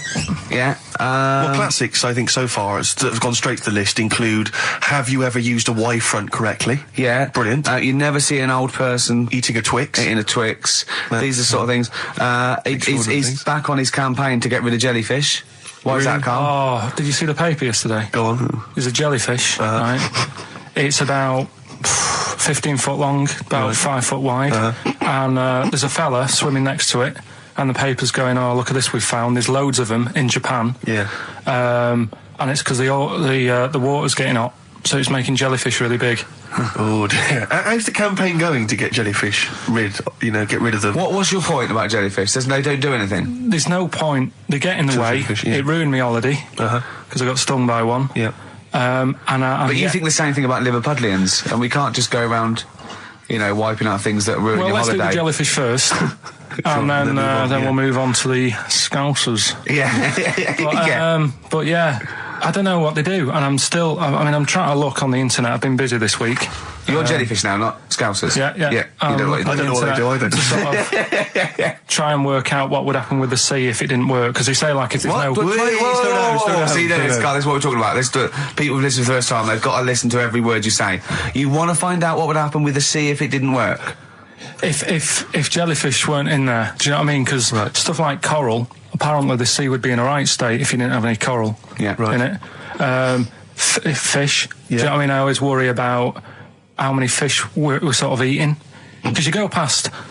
Sorry? No, do you know, like, you go in Marks and Spencer's or Selfridges... There's loads of fish in there. And there's really fancy stuff that you think they've killed that, and it looks good on the counter, pretty impressive. Yeah. But is anyone going to buy it? Yeah. Do you know what I mean? It's a big, like, a shark sat in ice. Yeah. And you go, yeah, they've got like a lot of fish. For Sure, you sale. won't go around the Tate Gallery. No, do you know what I mean? In I've Selfridges never and- seen a big shark sat in ice in Selfridges. They do it, and it's like you go in the morning and you can go back at night, and the same shark sat there, and it's. So you know it's the same shark, do you? It's the same one. So what? Same face? Are you sure he just hasn't lost his mum? And he's just like, he went shopping with her Christmas shopping, and he's just like, he's drowned, he doesn't know where, he's just waiting. You know I'm right. I've never seen a shark in Selfridges. Well, all right, then say maybe that's one day a week, but on other days they'll have like Shark Monday. I think Selfridges today at Selfridges is Shark Monday. Yeah. No, it's just that. So your point is that there's all these fish not being eaten, Yeah, so and they they're being killed. They've taken them out of the sea. No one's eating them. and you're worried that the sea's going to rise because the more things you take out. Well, we're just going to run out. Because the fish drink it, don't they? And that keeps the water level down. Yeah. No, yeah. well, you know what I mean. There's stuff that worries me. You're worried that was it you who said that you were worried that because there's sponge in the sea. Yeah. But if they took it all away, No. was it? Is that him? That's a Stephen Wright Is joke. that Stephen Wright? What was the joke? Sponges grow in the sea. That kills me. How deep would it be if they didn't? I love the fact that he confused you with Stephen Wright, who for a living purposely says ridiculous things. Yeah. Does that worry you, Carl?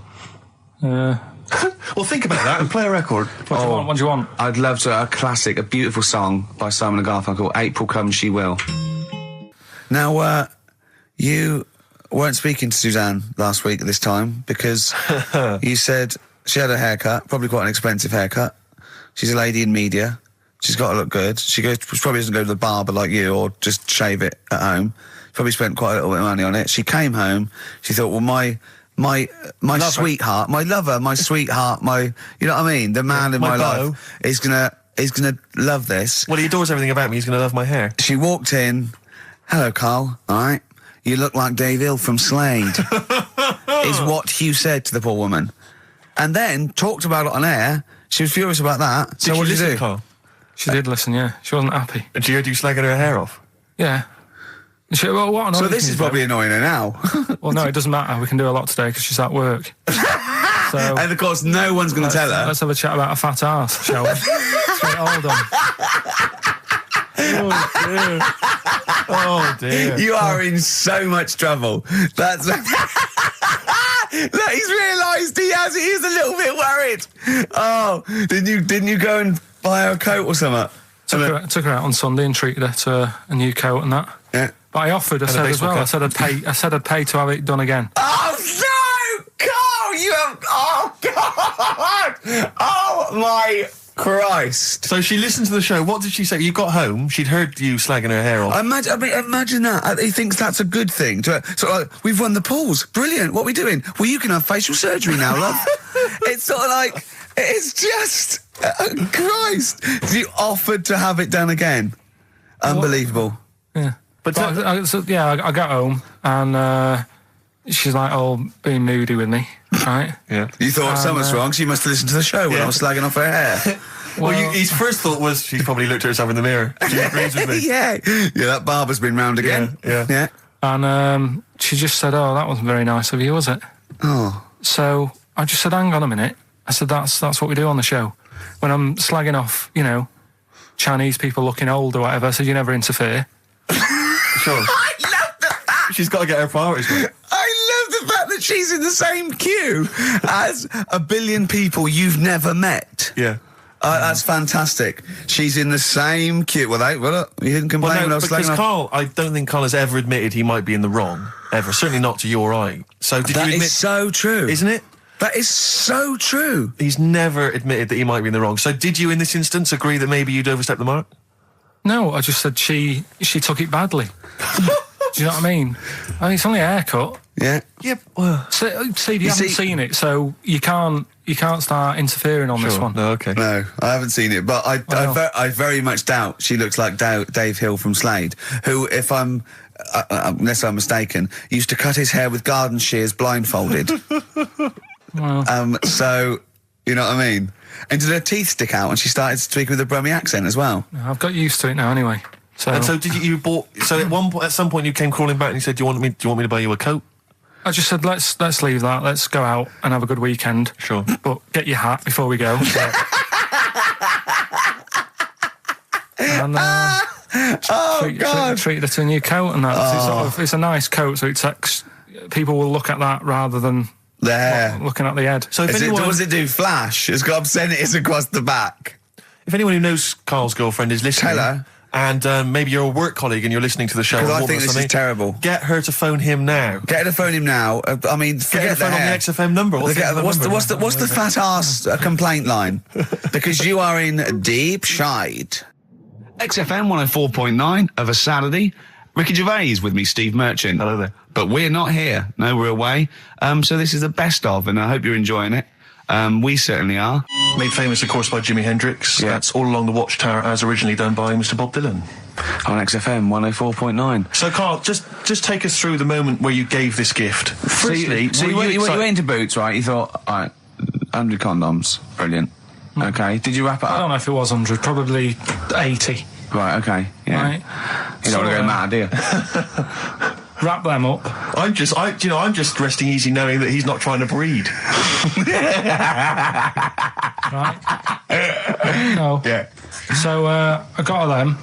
I got her Grease on DVD because she's always watching that. Yeah. Right. Yeah. So just think of when her mum said, "What did Carl get you? Some condoms and grease." I was just. I'm glad he said on DVD.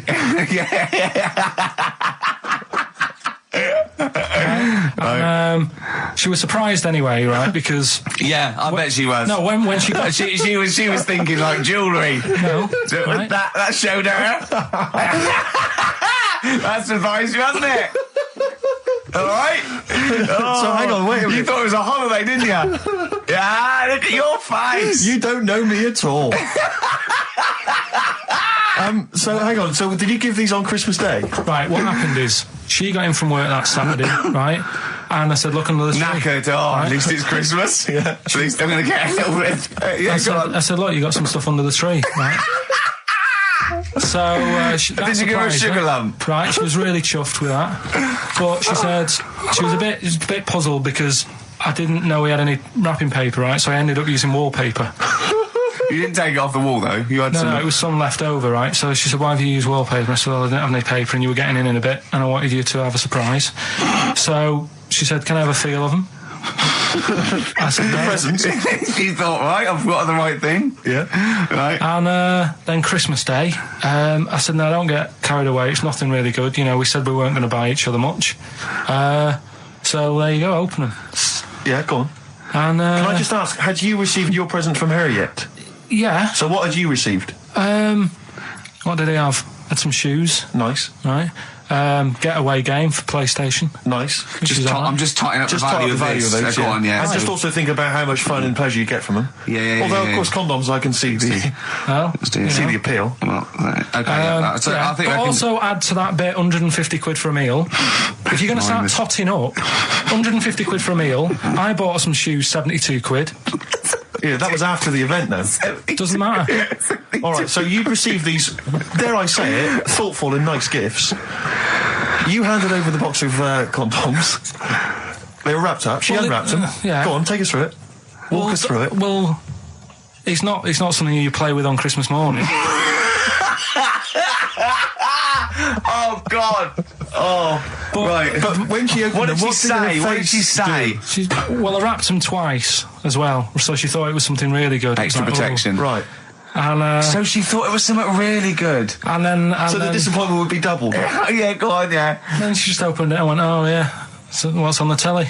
And that was God, that. ungrateful. That was What an ungrateful woman that is. that. Well, she got stuff. Fancy not wanting I told her. a box of economy condoms from Boots. I said to her about the thing about, it's all about the surprise and that, innit? Yeah. You explained that to her? Yeah. What, after she'd unwrapped it? Yeah. Thoughtful. And she was all right about it.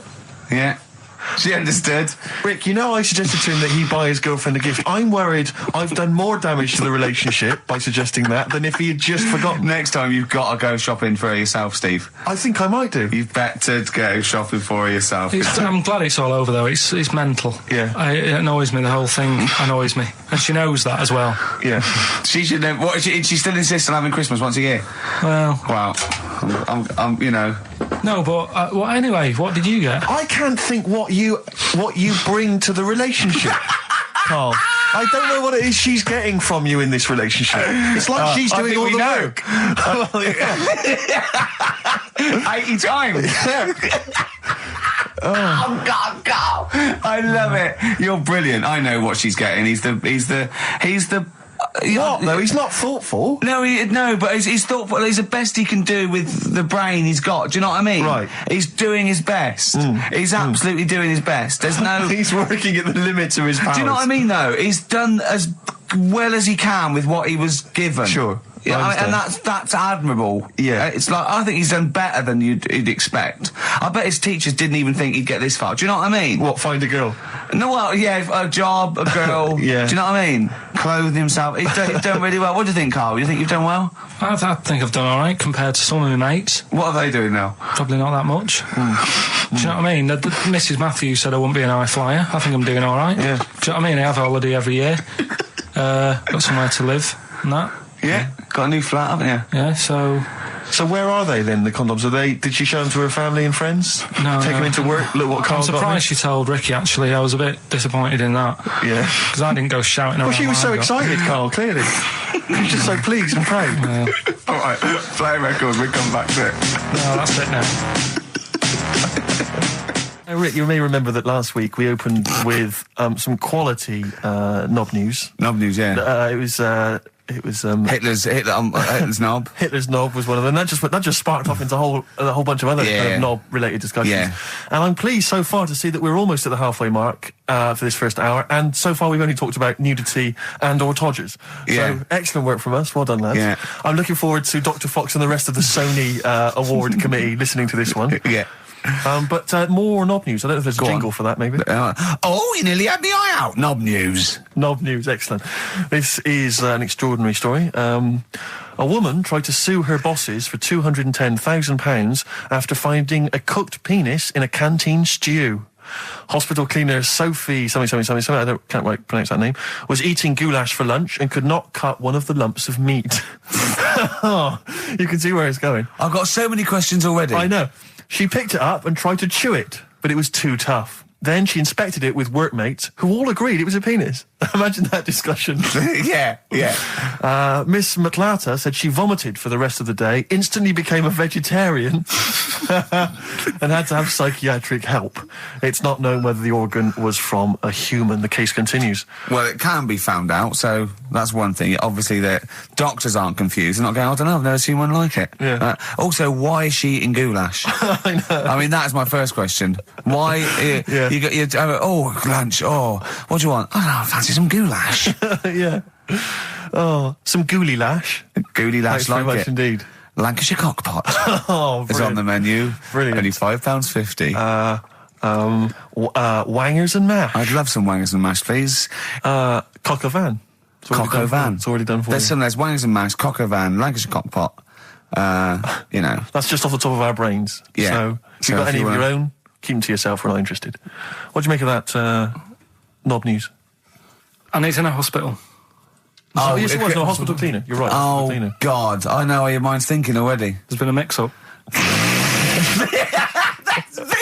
What kind of mix-up? I love that. What, some bloke's gone in, some lesbian's gone in, wanting a sex change. She's got a carrot for a cock. Bit of stewing steak. Stewing steak. Oh, that would be great. I just wish we could maybe tape the bits we're not on air, just because that's when Carl comes into his own. Yeah. He just said to me, I don't know what I was doing, I was sort of like pottering around, dancing around, doing something annoying probably, and he just looked at me, I looked around, he was looking at me, and I looked back, and he went, have you ever used a Y-front properly? Genius. It's a great question, because the answer is definitely no. Definitely no. Does anyone use their Y-front properly? And by that, I mean, get your winky out of the little sort of slot provided, as opposed to like put it to one side or pull them down or whatever. Has anyone used a Y-front properly? I don't think I've ever done it. I don't think I've ever done it. I've never seen anyone in a toilet doing it, Rick. We should be looking. I wish I hadn't said that. I caught you. Really? Yeah. That's actually how you prove people are gay. Yeah. Get them into this conversation. Yeah. It's a trap. Yeah, it's a trap. It was the trap. Yeah. I I'm thought not that gay, was by the the, way. Yeah. You didn't prove I was gay. I double bluffed you. As I knew the old gay trick. I thought it was the old gay lord say no thing. That is another method. Yeah, there's innumerable methods of doing it. That's how Oscar Wilde was caught. Yeah. Yeah. What happened there? Well, the judge went to him, did you see that film last night? Gaylord Say No, and he went, no, and they went, take him away. Yeah. Take him down to the cells. Yeah, take him to Reading. It is true. That is Well, it originated in America. Yeah. So many of these things do. It's a brilliant point, Carl. I'd like to hear from anyone listening who's, and I mean, well, they'll just lie, wouldn't they, I suppose? Yeah. I don't even use sort of flies. No? Usually. I sort of pull my wife my sort of tracksuit. So that's why I wear sort of like elasticated waistbands all the time. Exactly. Just sort Speed. of like... Yeah. Yeah, you got to get in there with the minimum of effort. Yeah, and out. Sure. Often I won't shake. No, oh no. To my detriment, because it often leaks out a little bit later, doesn't it? Ever been out on a date with a girl where it's just trickled down your leg and you wish you hadn't, and you're thinking, what if she gets my trousers off later? She might smell or see it. What? What? I don't know. I don't know what I said there. Right. Darkness growing on me. Love that. Love the darkness. This is the Best Of Show on XFM 104.9. I'm Ricky Gervais, with me Stephen Merchant. Yes. I hope you're enjoying the Best Of. Couple of emails. Monkey Matt's emailed us. Who? Monkey Matt. Oh, Matty, yeah, go on. Yeah. He says... How's the Monkster? He's all right. He says, Carl has missed a cracking headline from The Sport. Hide-and-seek champion found dead in cupboard. I hope it's real. I don't know if it is. I doubt it. Just looking through some of the news stories that Carl did make it into Carl's news roundup. Yeah. This one you might be interested in. Headline, woman says partner ran off to become vampire. Yeah. And it says a young mother says her partner has dumped her to become a vampire. Rebecca Roberts from Somerset says Matthew Barrett fell for a blood-worshipping woman in a US cult. The 23-year-old mother says he began shaving all his body hair, dressed in black, and used Rebecca's lipstick to redden his eyes. Rebecca caught him performing weird blood rituals in front of his computer at night, cutting himself to prove commitment. She said, I thought it was just a hobby. Everyone's got a right to one. I was pleased he'd found an interest. Brilliant. This is apparently from The Sun. Apparently he's left. He's gone to America. He's living in this Ohio-based cult.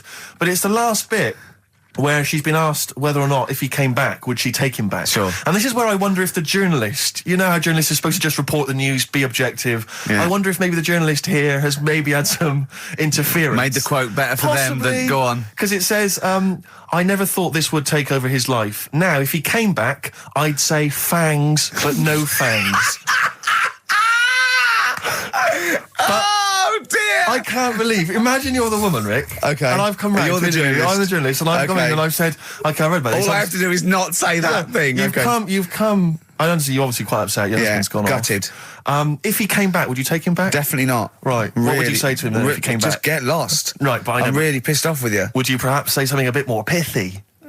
Not in this situation, no. You're upset? He cuts himself, he drinks blood, he's left me. Sure, Sod off. I'm not interested, mate. Because I tell you what. Go on. I mean, I like what you said there, but I wonder if we could condense that a bit more. If he came back, would you say... Go away. Would you ever say something like, thanks, but no thanks? No, because it makes it flippant, because I'm really angry. I know you're annoyed. And I'm upset, so I wouldn't say... I certainly wouldn't say thanks. I might say no thanks. But what if you sort of said it like aggressively, like you were giving him the finger, thanks, but no thanks? Like you didn't really mean sort it. of sarcastically? Sarcastically, would you possibly say I might say thanks, but no thanks, and that'll be it. And that's and I'd leave it there. I'd never change that. Sure. I'd never change those words. Can I ask you a question? Go on. Do you like puns? Hate them. Right. I don't like It's Countdown. I don't like QI. I don't like any of those posh Cambridge, Oxford types. I hate puns. If you had to say thanks but no thanks in the form of a pun, what would you maybe say? I wouldn't. I never would. Right. I'd say thanks but no thanks. I would. I mean, I feel embarrassed that I'd even say that because I don't think I would even say thanks but no thanks. Okay. But if I did go that far, I'd leave it there. Sure. So, have you ever noticed, as I have, go on, the similarity between the word thanks and fangs? Not really. It's very similar. Not thanks, really. fangs, F-T-H, there's a K. Fangs very much. G, it's A and S. Well, the A, the N and the S, but that's about it. Would you agree it sounds marginally similar? Yeah, Is it possible you might one day say fangs but no fangs? I wouldn't know. Right. I could put that though, could I? But don't say I said it. Right. I mean, yeah. Fangs, but no fangs. Yeah. This is the thing. Just, if you ever read an article in The Sun, The Mirror, anything, do not believe it. Really seriously question and query it, because... If it ends with fangs, no fangs. If it ends with a pun, almost certainly they never said it. The Cure, Love Song, classic on XFM. So that's the crabs that you can download their memories. But what about other animals that are in the sea, in that same sea, eating the stuff? Have they tested them yet? I don't know. I think they just took it on because their biology, so much to do with, I presume they could take up minerals and, you know, I don't know why. I don't know. But anyway, next one, it's just on the horizons, a bodybuilder, yeah? This is freaky. Married another bodybuilder, right, and they're pregnant, and they had these tests, and the baby was very large, but it was causing it pain, right, in the thing, right, and after this it's almost bizarre, and like, yeah, after the female woke up pregnant after 7 months, and the baby was walking around. No, it forced its way out of the vagina. Oh, no way. Yeah, it forced its way out. and it was it almost had like super strength, like, and it was pulling her along by the umbilical cord, and that, and it was a stone. extraordinary. That's freaky. I mean, you talk about freaky stuff. That's made up. What? It wasn't pulling her along. Well, no, it was putting. She could feel it. Exactly. And it was, do you know what I mean? Like, just went and just sort of squeezed its way got out because it was ready. Because all the hormones. Because it thought it was ready. Oh, God. Imagine that. Just waking up and finding that in the bottom of the bed. Freak out, wouldn't it? Because you'd think it was a nightmare initially. And it had hair and everything, didn't it? Yeah, because all the hormones there, like So hair, there was something in the week about, you know, you've got test tube babies and that now, haven't you? But they've managed to do it. I only caught half I the knew story. he'd be more impressed by the crabs than that. He doesn't care if it's No, I am. I'm telling you Go though, that there was something. I only caught half the story because I was busy. But there's something about babies being able to be born without having any people involved. Or something. It's like putting them in an oven or something, and it's like a cake. And after a certain amount of time, it's ready. I think you can buy those in Argos for kids at Christmas. It's my first baby kit. Yeah. There's Play-Doh, I think, that they can buy. Yeah. So what do you think of that then? The baby one. Yeah. I prefer the crab one. Yeah. But the baby thing's pretty horrible. Yeah. So it was bigger than like the average. Both made up. We made those up. Yeah, both rubbish. They're both they bullshit. are both rubbish. Despite the fact they're both rubbish. Yeah. They're interesting. We made those up. Both those stupid stories up. Yeah. Imagine downloading a crab's memories and seeing its mum feeding it as a child. Both are rubbish. I had trouble. Yeah. I know I was going to have trouble with pushed its way out of the vagina. Yeah. I practiced that about 30 times yesterday with Stephen. I was going, I'm not going to be able to do it, mate. Yeah. I'm not going to be able to say that. Yeah. Are you disappointed? A little bit. I mean, the baby one's a bit sort of out there. Yeah. I wasn't really having that one. No. But the crab one, See, now, what's interesting, I think, is a useful experiment, Carl. I don't know what it's taught you about yourself, but would you say that that's revealed to you a certain thing? I don't know, maybe that you're a bit gullible. I mean, you know, what I'm saying is maybe you shouldn't accept or swallow hook, line and sinker everything you read on the web. You not think maybe a valuable lesson I there? feel bad because I said to Steve, he won't be annoyed that we conned him, he'd be annoyed that they're actually not true. You'd love that crab thing to be true, wouldn't you? it wouldn't surprise me if it did happen one day. Sure. Yeah. So, and then yeah. he'd laugh. And it's in the break when I said about the crabs, you know, well, I'm keeping them then. Yeah. Yeah. Tell you a job I don't like. What? I wouldn't want to be doing. The woman, there's a little woman who sits in the little snack stall on Finchley Road station. Yeah. And I don't know how to describe it really. She is surrounded by snacks. She can't move for snacks. It's Does like, it look like American Beauty, but with different... not dissimilar to that. Yeah. It's a little hut on the station. And it's like, if you go to the seaside, you can put your head through one of those cardboard cutouts and it looks like you're a big fat person or whatever, and you can have your photo taken. It's like an equivalent of that, but it's just snacks everywhere. She's got bananas up to her chin. She's got chocolate coming down to her eyes, crisps either side of her. She can't move. She can't do 360 degrees. She's like packed in there. I don't know how she gets in there. I think they put her in there first, and pour in the bananas. Yeah. Then they go pour in the nuts. She has and 2 hours of makeup before they open. Exactly, yeah. Dressing her in there. Because I'll ask for something from the fridge, and she cannot turn her head to see. She has to go by feel alone, just to feel the fridge and get stuff out and pass it. And often I'll say, that's not what I wanted, but she can. You've got to let her off. It's extraordinary. Dear. But there's no music playing. Does she have there's to nothing. sell her way out of it?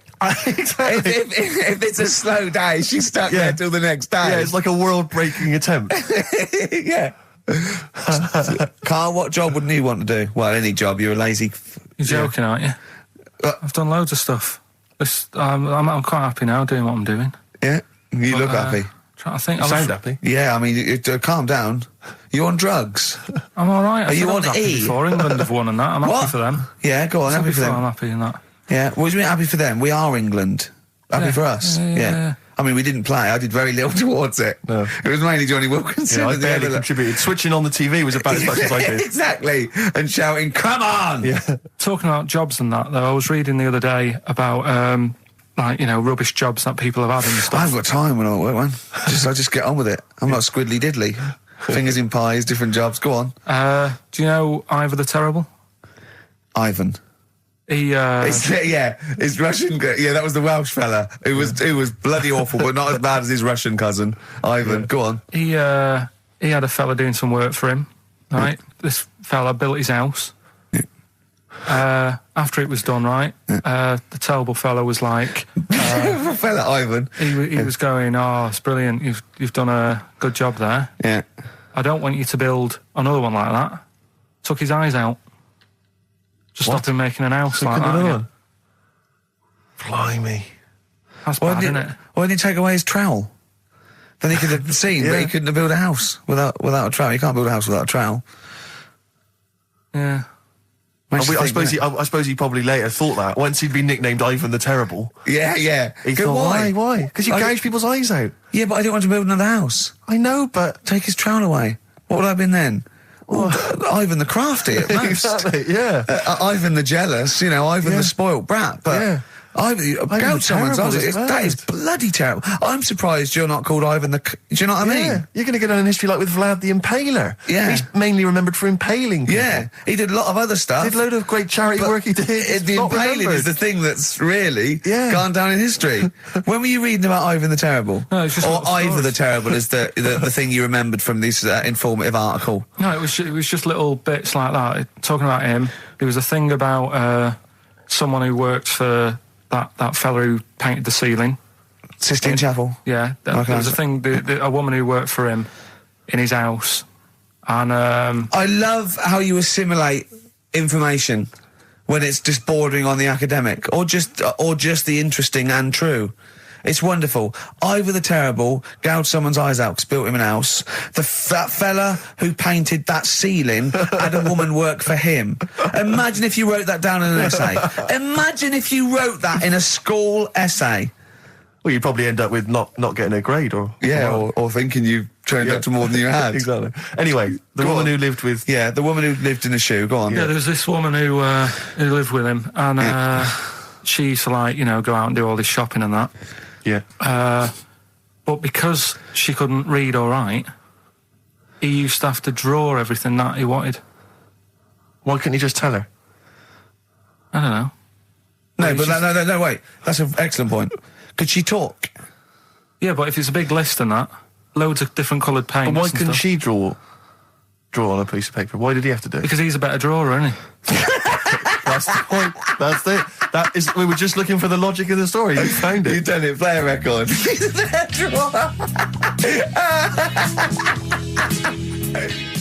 Oh, that was great. That was very, very funny. What a indeed. wonderful clip that was. I enjoyed Do you it. remember that? Yeah. Wow.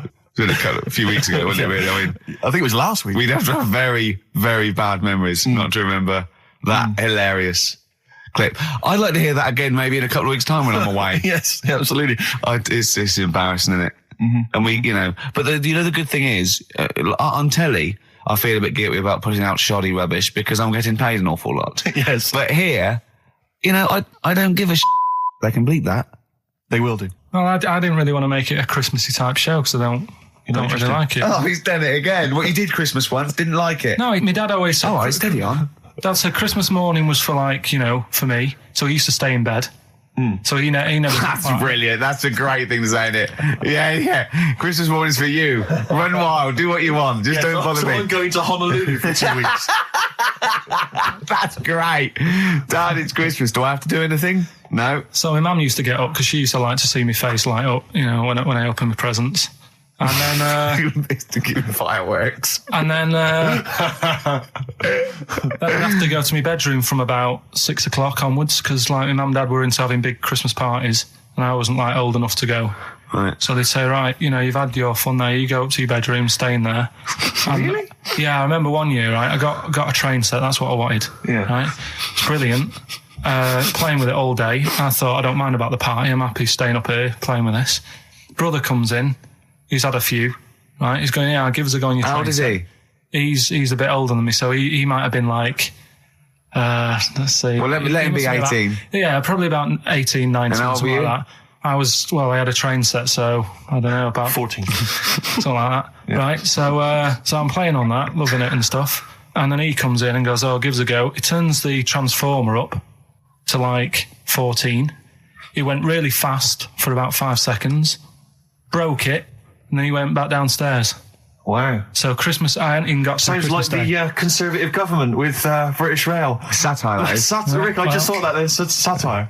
It's If there's any satirical shows listening or it magazines, doesn't work in any way because there's the analogy falls down apart from there being a train. think it through though. British Rail was trains, Yeah. and the government broke the trains in many. Well, they didn't break them, like not officially breaking them, but they kind of. It does work. It's perfect. Oh, I'm pretty pleased with that. And I can't. And no one's asked him to be on. Have I got news for you? It's weird, isn't it? Because It's strange that when you've got a satirical mind that's as quick as that. Yeah.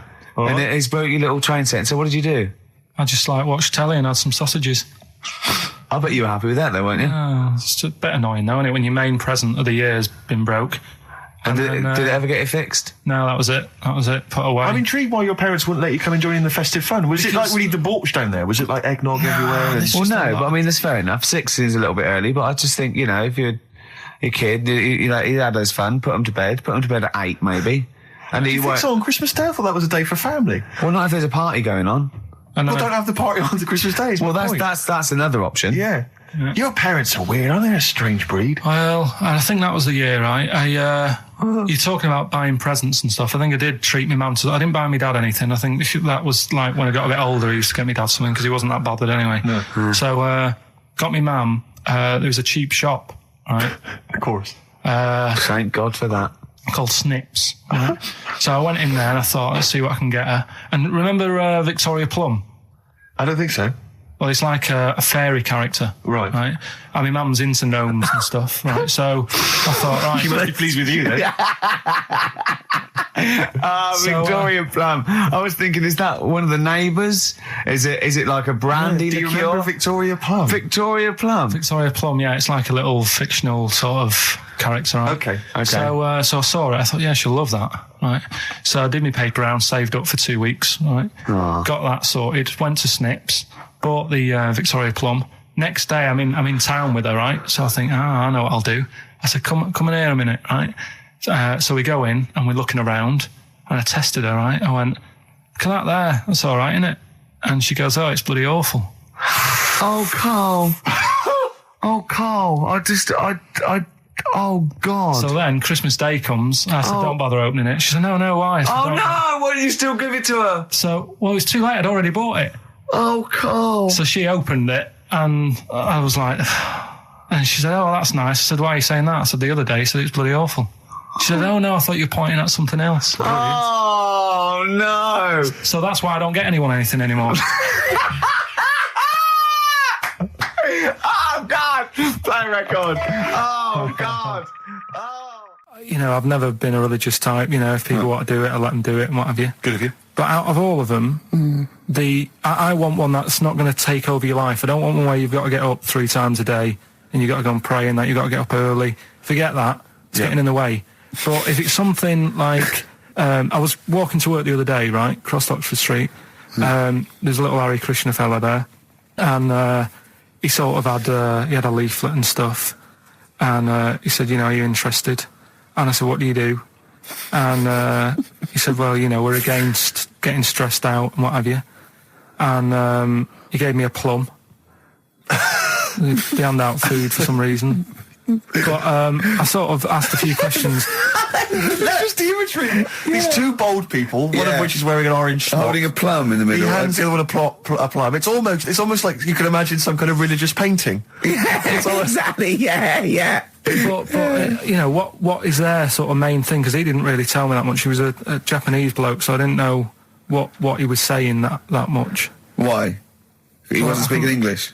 Not very well. He wasn't the best sales bloke to send out for them, is what I'm saying. Yeah. But what's that? Are they you're saying they're nothing like... Well, I believe Hare Krishna is a kind of, as an offshoot of a sort of Buddhist faith. It is, I think they are Buddhist, aren't they? Yeah, and obviously their kind of trademark, as it were, is that they have to say, I believe they have to say Hare Krishna, Hare Krishna in a certain rhythm, in a certain order, a certain amount of times per day. That's why you see them all down the street saying Hare Krishna, Hare Krishna, because it's actually a sort of religious chant which they're obliged to do. So you see, even if you go into the Hare Krishna faith, you may find yourself, you know, in Tesco or whatever, forced to say Hare Krishna, Hare Krishna. Out loud, not just thinking it. Yeah, no, out loud. You can put it on an iPod and... You couldn't put that on an iPod, and that doesn't count. No, I think you have to actually say it. So I guess that kind of eats into your social life a little bit. And there's the wearing orange as well. Particularly frustrating, I imagine, if you're in a cinema or a library. A little bit awkward there, you know, midway through, or Star you Wars, live next door to a bloke called Hare Krishna. Yeah. Who constantly thinks you're calling him. Yeah. That probably... Yeah, so that's in essence. I mean, I don't think we've quite done the Hare Krishna faith its full service there, but so interesting to you. I mean, you got handed a plum. You've been treated well by them. Yeah, well, but he couldn't tell. I just wanted to know how much time it would take up. What are the benefits? You know, what can you do? What can Well, I you think do? the benefits are they probably don't get stressed out. They've probably got that sort of that zen, that chi-ness about them, where they try and interact and Quite meditative. yeah. Yeah. I've got some nice trainers as well, don't they, with their orange. What are you looking for then in a faith, Karl? You say what are the benefits? I mean, obviously Catholicism, you get the communion wine and bread, so... Yeah, but I can afford that. Right.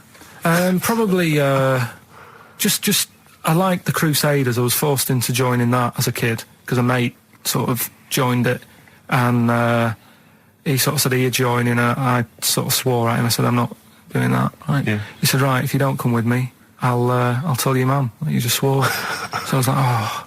So I went. So I went along, and they used to just go on the Friday when they played, you know, Sabutio and stuff. And then I went on one Sunday, and it was totally different. There was no Sabutio. There was no sort of, you know, table tennis. The thing where you hold a thing and knock things over. Skittles. There was all that on a Friday. Went on the Sunday, it was rubbish. He said, right, sit down in this room. They gave me a Bible. Thought, this looks too heavy, this is too big. I'm not interested in this book. And I never went again. I used to hide on a Sunday when they came round.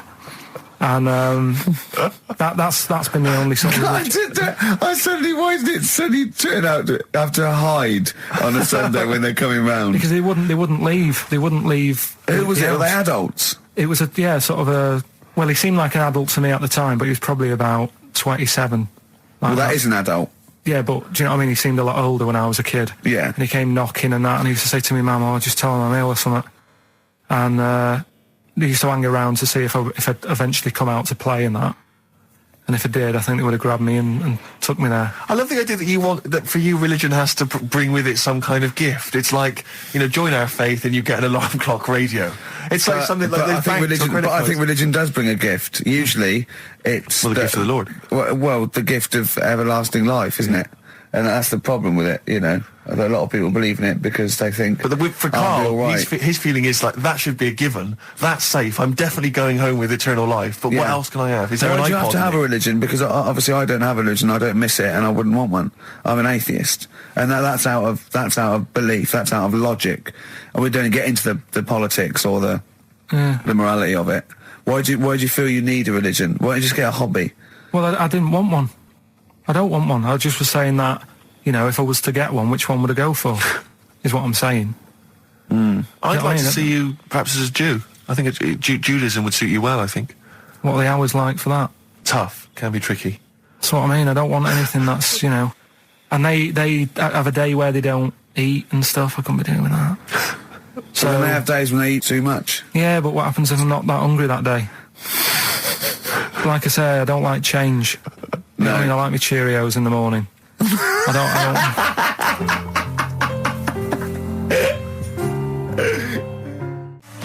That was Radiohead and They're There. We're Not Here, alright? Pre-recorded. Coming up is one of Karl's little things. Enjoy it. Anyway, Karl, look, you almost let it slip then as you were talking about your filling out that application form. There's some big news that everyone needs to know, which we were stunned by in the week, although the more we sort of talk to you, the more it starts to fall into place. Yeah. But Karl, what's the story?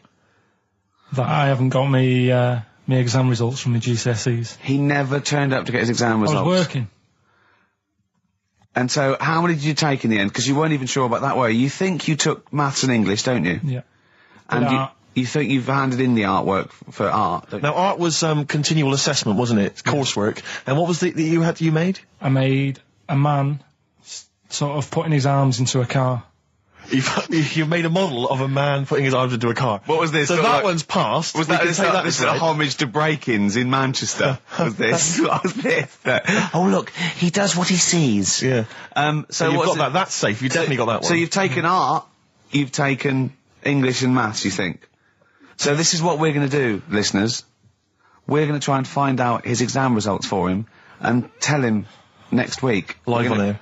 We're going to call his school, we're going to try and track him down, and we are going to have a little envelope, and we are going to give Karl, at the age of 29, his O-level results. GCSEs, yeah. Now, Karl, so you took maths. Yeah. You think you took English. Do you remember turning up to do those? Do you remember sitting in the room filling in the forms? Yeah. Okay. And how did you feel you did? I don't think I did well. You don't think you did well? Did you revise? No. Why didn't you revise? Because I don't really believe in it. Okay. Well, it's just that if you don't know it, then you don't know it. You shouldn't have to start looking at the book. If I went to like the hospital, Yeah. and the doctor said, "Oh, you need your appendix out," but hang on a minute, I've just got to read up on it. Yeah. That isn't good enough. Okay. He should know, and that's the way I feel about it. To be fair, though, He did do the revision beforehand. yeah, they don't usually pass on, maybe, when they're in practice. Yeah, 7 years information down they the took in line. by osmosis. Yeah, yeah, and bloke comes in and goes, "Can I just see what you did with that?" And I goes, "You've passed." Yeah. Phew. That's a good one. Yeah. Good job I watched Casualty. But I was in the cinema, it's not long ago, and I went to see that, I think I was off to see that film, Crouching Tiger, Hidden Dragon, or whatever it's called. You know, Well, they could be on the phone for that, because there's subtitles. So it's not going to ruin it, is it? yeah, it wasn't her. I was sat next to another woman. She was crunching, a big fat woman. No, but he's got a good point there. Loads of people could be on the phone in there, and it wouldn't sort of niggle you. Fine. Well, at least we've cleared that one Imagine up. if that was true. Well, it's like when you go on the tube and read a paper. There's loads of noise, but you can still concentrate, can't you? He's got you. Do you know what That's I mean? such a great point, isn't it? Right, yeah, because it's so easy to lose yourself in that magic realism world, you know, with all the sound effects and music and surging, exciting noise, and there's a woman clattering on going, "Yeah, well, I'll probably meet you later, Stange. Should we get some Diamond White in and around by the park?" Yeah. Switch off. I do it. Yeah, but we know what you're like. Yeah, you can switch off, Karl. It's like you can turn your ears off. That's the skill Well, you it's have. not the ears, it's the behind the ears. Yeah. It's the process between the ears and the brain that you can switch Exactly. off, so we can still hear all these things like a cat. But I was in the window, there was this woman sat next to me, she was a big fat one, she was crunching on some popcorn. Again, that's a crime. Why they're selling popcorn in cinemas? I don't understand why She the needs to noisiest... eat regularly, she's Why fat. why the noisiest food in a cinema? Yeah. I don't understand why that's come about. Yeah. Really makes me angry. Yeah. She's sat there, right? This- Smoothies. We want smoothies without straws. Exactly. The trailer for that film AI, Artificial Intelligence, came on. Do you remember that? And the tagline was, "David is 11 years old. He weighs 60 pounds. He's 4'6" tall. He has brown hair. His love is real, but he is not." Oh, yeah. And she just went, "How old was he again?" To her boyfriend. Right? Just ruined everything. War film trailer comes on for some Pearl Harbor or something. She goes, "Yeah, I don't fancy that. Just announcing this, don't fancy that. Too many war films." So then the trailer, then the opening credit comes on for Crouching Tiger. Before that, you know that thing that comes up that says it's signed by the BBFC and it has the kind of certificate and everything, and that certificate to say what age you have to be to see it. That came up, and it said Crouching Tiger, Hidden Dragon, in brackets subtitles. She went, "It's not subtitled, is it?" I thought this was the most famous foreign film for years. It won Oscars. It was a huge film. Everyone knew it was foreign. She goes, it went, and it says that the credits begin. It says Crouching Tiger, Hidden Dragon. She went, "Stupid name for a film." What? She just She wanted paid it. to see it. She was with her boyfriend. So then it starts, right? And obviously it's in Japanese or Mandarin or something. She's like, yeah, and they're all talking in Japanese. Japanese or Mandarin. Whatever it is. So they're speaking in this, Japanese language, Oriental language. And she's going, "Don't they sound stupid? Don't they sound stupid?" She's going, and then the subtitles come up, and it's quite a weird kind of strange language they're talking. And she was going, "Can't make the subtitles out either. It's both gobbledygook." Just wittering on every step I of the totally agree with film. you. I totally agree with you. But what I like in your telling of it, I know you're sort of getting quite I'm emotional. genuinely livid. But she went Mandarin or Japanese, some Oriental language. And Well, I don't know what else. It's a strange language. It's a strange language. Well, anyway. Oh dear. So then I moved I climbed over several seats, made a big huff of, make a big show of moving. Yeah. Sat next to a guy on the phone, just chatting on the phone. Oh, I'd have gone mental at that. So now I hate that film. I didn't enjoy it. I don't like seeing it. I don't want to even think of it. The subtitles, isn't it? What, rubbish? That's why I get videos. Yeah, I should have thought that through, Carl. You're absolutely right. Lamb chop. Yeah, let's play Lamb Chop. This is brilliant. This is from this CD that came out recently with Uncut magazine. Occasionally they put out some quite interesting free CDs, and this was one that had various covers of Rolling Stones songs. And a lot of them were, quite shoddy, but this was a brilliant, especially done, I think, for the CD. It's Lamb Chop doing a version of quite an obscure Rolling Stones song called Backstreet Girl. It's just beautiful. Let's hear it. Rick, I sometimes get off at the Tube at Tottenham Court Road if I want to look at the record shops before I come into XFM, and I always cut through Chinatown. Oh yeah. And every time I come through Chinatown, the same thought always strikes me. I always feel like I want to just gather all the little locals, all the little Chinese fellas, just gather them round and just go, guys, in what way is this a town? It's not, is This is not, at best, what you've got here is a novelty street. Yeah, Gerrard Street is not a town, No, mate. it's not a town. You've had this just for like because you put 100 years. It's not pagoda. expanding. Yeah.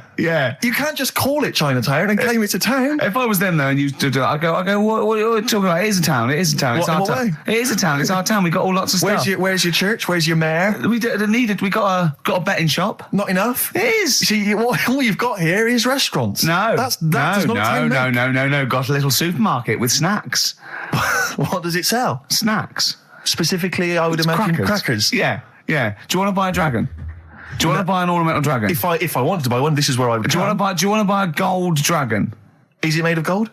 No, it's made of plastic, but it's sprayed gold. Do you want to buy that? It's not a town. It is a It's town. not a town. Yeah. And it annoys me because when I first came to London, I genuinely thought Chinatown was going to be this amazing, what they've got there is You'd hear a gong and every time you went in there, and there'd be rickshaws and people walking on those little sort of wooden shoes. You know those ones? They're brilliant. They are just clomping around in them, but nothing. It's nothing. It's just. Yeah, exactly. Yeah. It just reminds me of, have you ever been to any of those sort of museums? You tend to have them up north where they've got you sort of sit in a little cart and it sort of rides you through kind of, I don't know, it might be, Newcastle, the Victorian era. Yeah. Can I have half a pound of those sweets, please? Exactly. Of course you can. If there was some animatronic then, it would just be an exhibit. Yeah. Although their concession to being 100 years ago is that there's some scales in the shop and there's a horse outside. Yeah. That's it. That's it. Exactly. Yeah. The traditional sounds and smells of old England. And the voice of going, of course, there was no television. Exactly. Amazing. Yeah. Amazing. Brilliant. Yeah. Welcome to Chinatown. Ding, ding, ding, ding, ding, ding. So it's not, it's a good point. Is that a piece of traditional music? Ding, ding, ding, ding, ding. Yeah. Is that some traditional Chinese music, or is that music that someone in this country wrote, thinking it sounded like Chinese music? I think it was the Vapors, wasn't it? Oh, is that what it is? That? Because it sounds so, that's the music, isn't it? But are you sure they didn't take that from some other source? It's that pentatonic scale, isn't it? What is it called? It's the black notes on the piano. Right, that's the one I can play along with EastEnders. Yeah. Do you know what I don't get with it? Go on. Chinatown. Yeah, Chinatown, because I always walk through it on the way to work. A couple of things annoy me. First of all, I think it's bad business, just because if you've got a Chinese restaurant, put it somewhere where there isn't any others. It's a good point. Yeah, but it's also a community. They're not just a theme park for other people. I remember going out one night with Suzanne and some friends, and you got there and there's so much choice. It's that dilemma of, forget it. Well, not really. Specifically, do you fancy Chinese? Well, no, but why do you go to the one with the dead ducks hanging in the window? That's my favourite. That's the other thing as well. It's like, normally you put your good stuff in the window. If that's what's in the window. Yeah. Right? Yeah. And the other thing that annoys me, walking through it today, there's always lard on the floor. What, in the street? In the street. It is, honestly. I'm scared I'm going to slip over. It's because all the restaurants and that. But why is it? That's another point. Well, it's not oozing out of the restaurants. No, but why is it? I don't know what they do. Careful. Listen, no, but why is That's why they used to wear those little wooden shoes. No, okay, we've got... No, but the thing is as well, they try and wash it with water, which doesn't work with lard, and it's like oil. Famously, yeah. You know what I mean? Even I know that. Yeah, you got to scrub it. So, you think sorted that out. Yeah. You think they'd know, wouldn't you? Yeah. Right. Anyway, Thanks for your thoughts on Chinatown, Carl. 104.9 XFM, Ricky Gervais, Steve Merchant, Karl Pilkington's pressing the buttons. Right. We're playing some great moments from the last 3 weeks. And some great records, Steve, from the last 2 weeks. That's true enough. Yeah. We're not actually here today. What are you up to today, Rick? It's 8 hours earlier, so this is about 2 o'clock probably. Mm-hmm. So it's about 6 o'clock in the morning. I'm still in bed, mate. I'm asleep in my hotel room. Now, where are you? We're in LA. Los Angeles. Yeah. City of Angels. Rick. Yeah. City of Angels. Yeah, and so that's what we do. We're doing stuff like that. That's why we're not here. We're not here next week either. So next week is the best of this week. All right, so here's the first bit. The reason you became King of the Universe, of course, is because of your fascinating French bread anecdote. Oh yeah, come on then. How did baguettes come about? If this is going to be someone cooked a loaf a bit wrong and said I can still make a sandwich out of it, I'm going to hit you. No. Go on then. Right, Napoleon, when he was at war and that with Russia. 1812, yeah. Yeah, all his soldiers were like, not used to the cold weather and that. So they said, take some clothes in your bag with you because it's going to be nippy out there. So they put all the clothes in the bag. Sure. They were told, it's Napoleon, for Christ's sake. No room for any food. You're joking. So couldn't they make some sort of like sandwich? No, it wouldn't fit because of all the clothes. You had to take extra gear. Sure. So, anyway, he said, I can see where this is going. I'll be honest. Is there a baguette-shaped gap left in their holdall? They thought, let's make some bread that you can fit down your trouser leg. What? That's not true! No, it's not, I Carl! read it in Euston train station. I was waiting to go back to Manchester. Where did you read What, these? scrawled on the wall in graffiti? Yeah. Do you know the Was it also meet me here for cock fun at 12 o'clock? The Upper Cross Sandwich Shop, Euston Station. It's on the wall. What do you mean it's on the wall? Do you know it says, like, sail on at Dixon's, whatever? Yeah. Next to that, there was, like, a bit of information. Once you've read the stuff on Dixon's... I get information. There's a big thing about the history of the baguette. I read it and I thought, No, we got to make a sandwich we can spit down our trouser leg. But how can you march and fight with a huge piece of bread down your train? Although it would be intimidating. You see them coming, you go, sacre bleu, look at the size of them. They're big fellas. Well, blimey. I can't help but feel that could be a practical joke at your expense. yeah. do that. Well, the Earl of Do you Sandwich... ever question anything you read? If it's printed up, is that, like, fact for you then? Well, it's not funny. I mean, if they were trying to be funny, it's like... It's not, is it? So it's information. Have you heard us? Things sometimes want to be funny when they're not. That's exactly what happened with the sandwich. The Earl of Sandwich wanted something he could fit down his pants. And it was those triangle cut sandwiches wrapped in cling film were perfect. You might be right. You might be right. I am. Because the Cornish pasty, so they could drop it down the mines, isn't it? Is it? They wrapped it up they wrapped up like meat and vegetables in pastry, and they sort of crimped it, and it was like and they dropped it down the mine, so, yeah, that's how that came about. And bagels were originally made so that people could play hoopla, but then eat afterwards. I don't know if you're aware of that. That is true, Carl. Well, anyway. Call my bluff. Is that true? Yeah. They're all true. They're all true. Yeah. Tell your kids that when you have them. Yeah. If they're still alive in a million years. Well, go ahead. It might be true. Can someone confirm that baguette fact that it was so Napoleon could stick it down Not him. his trousers? Not him, his soldiers. His men. Yeah. Fascinating information. Fascinating bread information, Carl. Radiohead. Yeah, now this is my song for the lovers. It's a beautiful track. It's Let Down off OK Computer. It's one of my favourite Radiohead tracks. It's lovely. Right, set the tape going now if you want to tape these songs. And just remembered recently, actually, I was on a train coming back from hometown Bristol, and I was on the train, and this girl walks on, good-looking girl. I thought, hey, a largely empty carriage. I'm thinking, my luck's in, because I take every opportunity, Carl. That's the thing about me, I don't choose. She was a good-looking girl. She sat down. I thought she sat down right near me. I thought, brilliant. As this guy comes up behind her, and says, I think it's probably a boyfriend or something. Sits down next to her. And I listened in on the conversation, obviously, because I'm pretending to read. It was very clever. I read the same page for hours, so I was pretending to listen. I was listening, but pretending to read.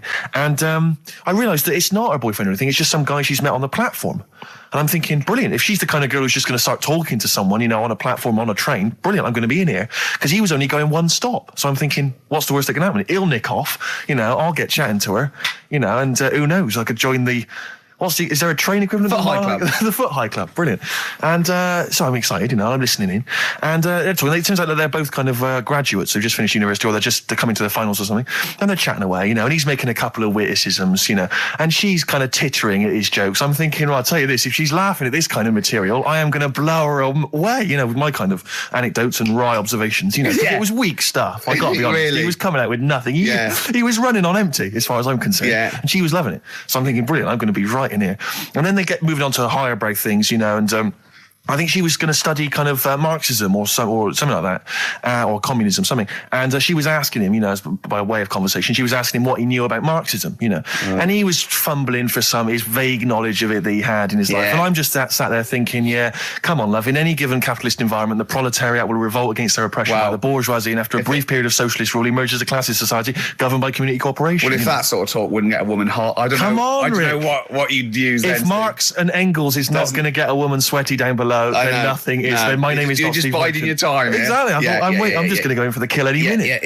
Yeah. So anyway, it comes to his stop. Right, he gets up. I'm thinking this is a piece of cake, and he gets off, and off he goes. He walks off, and I'm thinking brilliant. And I thought, I'll wait. I'll wait till the train's pulled away. I'm not going to leap in straight away. No. And he comes back along the carriage, and I'm thinking, hang on a minute. He goes, listen, do you mind if I give you my email address? Oh. Right, and if you want to get in touch, email me. I'm thinking, come on, you loser, get off now. Save your face, please, before it's too much. And she accepts the email address because she obviously doesn't want to hurt his feelings, whatever. I'm thinking, fair enough. She's a good woman. I'm liking her. I'm loving her. I'm thinking that's my kind of girl. So anyway, he gets off. I'm sat there, the train pulls away. I'm thinking, I'll wait a few minutes, I'll just, give it some time. Her phone rings. It's her friend on the phone. And she starts saying, and I was listening in, and she was going, just met a guy on the train. I'm thinking, that's true enough. She goes, he was a good-looking guy. I thought, you're having a laugh, love. To be honest. Because I was looking at him, and she said to her friend, he looks a bit like tennis player Boris Becker. I thought, you should be so lucky, frankly, because I saw him. He had awful facial hair, if that's what makes him look like Boris Becker. A terrible little goatee beard. It was laughable. I thought, I don't know. And then she goes to thing, and she's like, I met him, we got chatting and stuff, and she was going, it's not often that you meet someone, generally in life, who's, kind of thoughtful and intelligent and funny. I thought to myself, I'm not even going to waste my time with you, love. Frankly, if that's what you thought of him. You just walked away. And I'll be honest with you, I didn't even bother talking to her. No, you were just didn't even waste it. my time with her. If she thinks that bloke is not only great looking, but funny and intelligent, and she got on well, and he was polite, and it was a chance meeting, and he thought, and she thought that you were like a freaky looking dog who didn't even have the nerve to speak. That is what if that's what she thinks, then I don't want to know her. I couldn't. You walked away, and good luck to you. And I have my dignity intact. Yes, and she's nothing. I love the fact that in pole position, in positions 1 and 2 of his favourite films of all time, it's The Elephant Man and Kes. Yeah. That's brilliant. Yeah. Go on. All right. Am I leaving the mics open a bit when this is going out? Yeah, or what? let's have a listen. Yeah. All right. So don't talk then, right? Just put that hot dog down, Rick. And this is the bit in Kes where it's the teacher and he gets up and he has to Glover. talk. What's his name? Is it Brian Glover? No, it's What's the other teacher. The other one. Anyway. All right, go on. All right. So here we go. Things that had actually happened. I've got another one. What about you, Casper? Casper! All right. All right? All right. You haven't been listening to a word I've said, have you? Yeah, I heard some of it. Yeah, you. Some of it? Just. Stand up. Always somebody, isn't there, eh? Right, now you're going to tell us a story about yourself. What sort of story? I want you to think of an incident that's happened to you sometime in the past that is true and that you think will interest the rest of the class. All right? All right.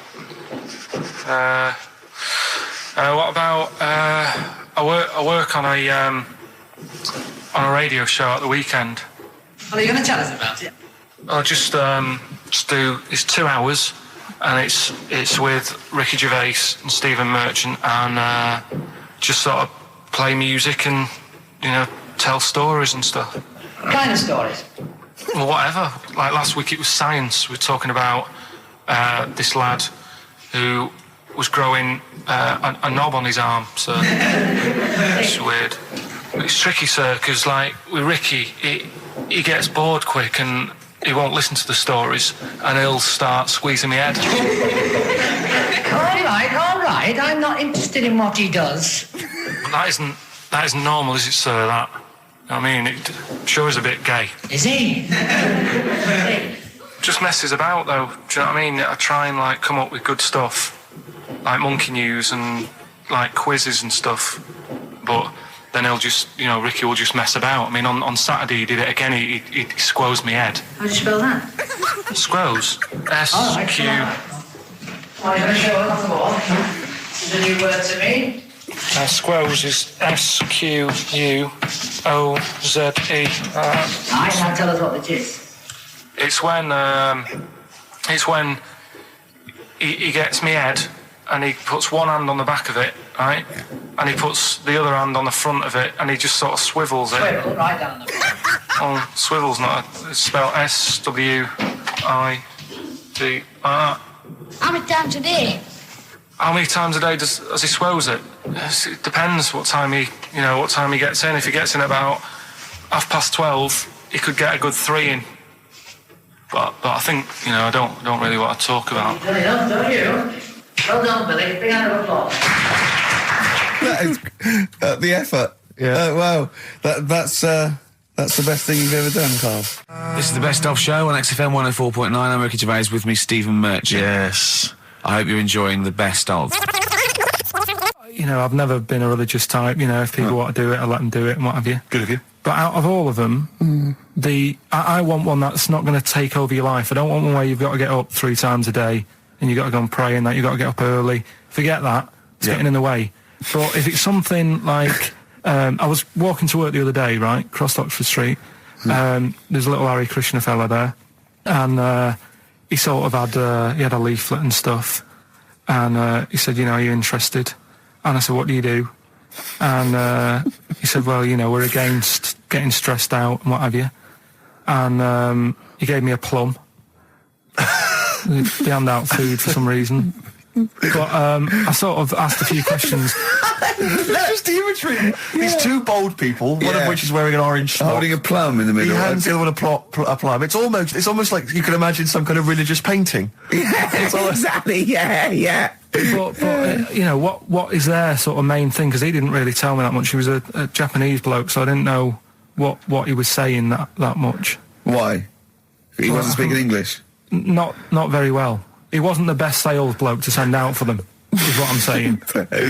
Yeah. But what's that? Are they? You're saying they're nothing like? Well, I believe Hare Krishna is a kind of as an offshoot of a sort of Buddhist faith. It is. I think they are Buddhist, aren't they? Yeah, and obviously their kind of trademark, as it were, is that they have to say. I believe they have to say Hare Krishna, Hare Krishna in a certain rhythm, in a certain order, a certain amount of times per day. That's why you see them walking down the street saying Hare Krishna, Hare Krishna, because it's actually a sort of religious chant which they're obliged to do. So you see, even if you go into the Hare Krishna faith, you may find yourself, in Tesco or whatever, forced to say Hare Krishna, Hare Krishna. Perhaps out loud, not just thinking it. Yeah, no, out loud. You can put it on an iPod and you couldn't put that on an iPod. That doesn't count. No, I think you have to actually say it. So I guess that kind of eats into your social life a little bit. And there's the wearing orange as well. Particularly frustrating, I imagine, if you're in a cinema or a library. A little bit awkward there, midway through. Or Star you Wars, live whatever. next door to a bloke called Hare Krishna, who constantly thinks you're calling him. Yeah, that probably. Yeah, so that's in essence. I mean, I don't think we've quite done the Hare Krishna faith its full service there, but so interesting to you. I mean, you got handed a plum. You've been treated well by them. Yeah, well, but he couldn't tell. I just wanted to know how much time it would take up. What are the benefits? What can you do? What can I think the benefits are they probably don't get stressed out. They've probably got that sort of that zen, that chi-ness about them, where they try and interact and quite meditative. Yeah. I've got some nice trainers as well, don't they, with their orange. What are you looking for then in a faith, Carl? You say what are the benefits? I mean, obviously Catholicism, you get the communion wine and bread, so... Yeah, but I can afford that. Right.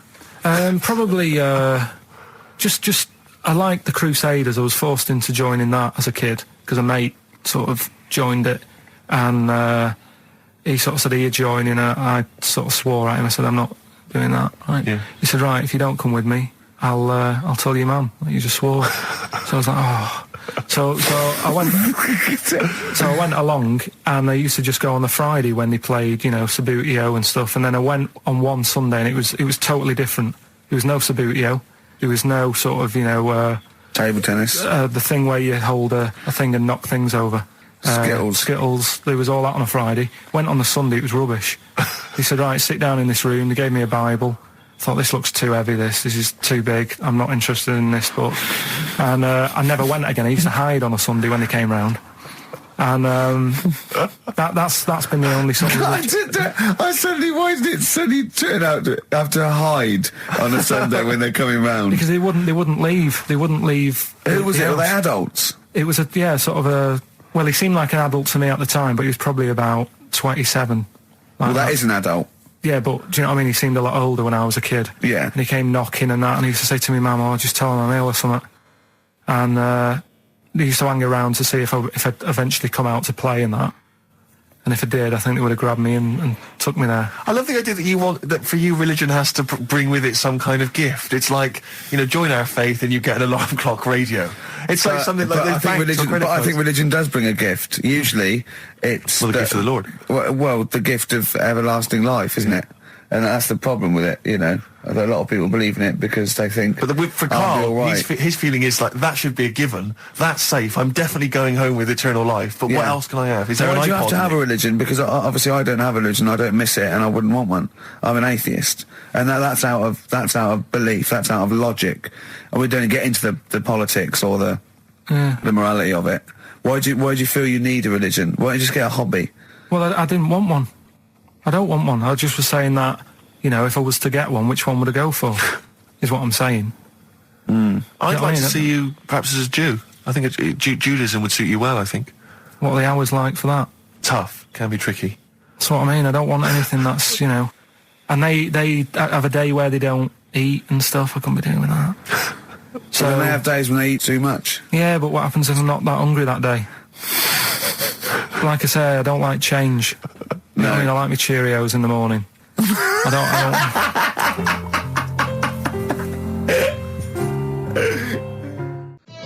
don't. Avalanches, Frontier Psychiatrists. Absolutely. Well, we've had lots of emails.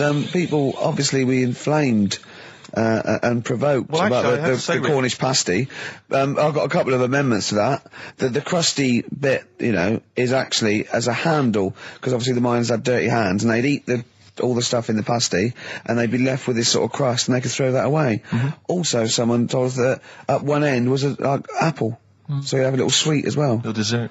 So, there you go. You noticed how, like, over the years we've been doing this, you know, way back when we started XFM, no one ever contributes when we ask about the music, when we ask about hip-hop, or their, you know, opinions on that, anything important. But start talking about pasties. Yeah. We've had about 5 phone calls. Yeah.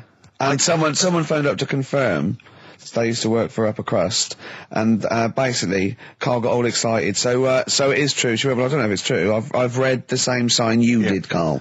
Interestingly, there's an email here that says, which basically offers a history of the baguette, and talks about after the revolution, the government decreed that all of France must eat the same bread, and it was up to the bakers to bake this bread of equality. And then Napoleon kind of made sure it was a particular, he kind of set in obviously on the bread you can eat anything you find in the garden, frogs, snails, bits of horse, but squid. The interesting thing is, Rick, that there's no mention of sticking it down your trousers whilst going to war. The French have tried to keep that secret for over 100 years, It was only Steve. the upper crust people. Nearly 200 years, that is a top secret. Somehow Euston Station upper crust got hold of a document, left behind in an old sea chest, possibly Napoleon's, could have been Josephine's. Unfortunately, jotted it down.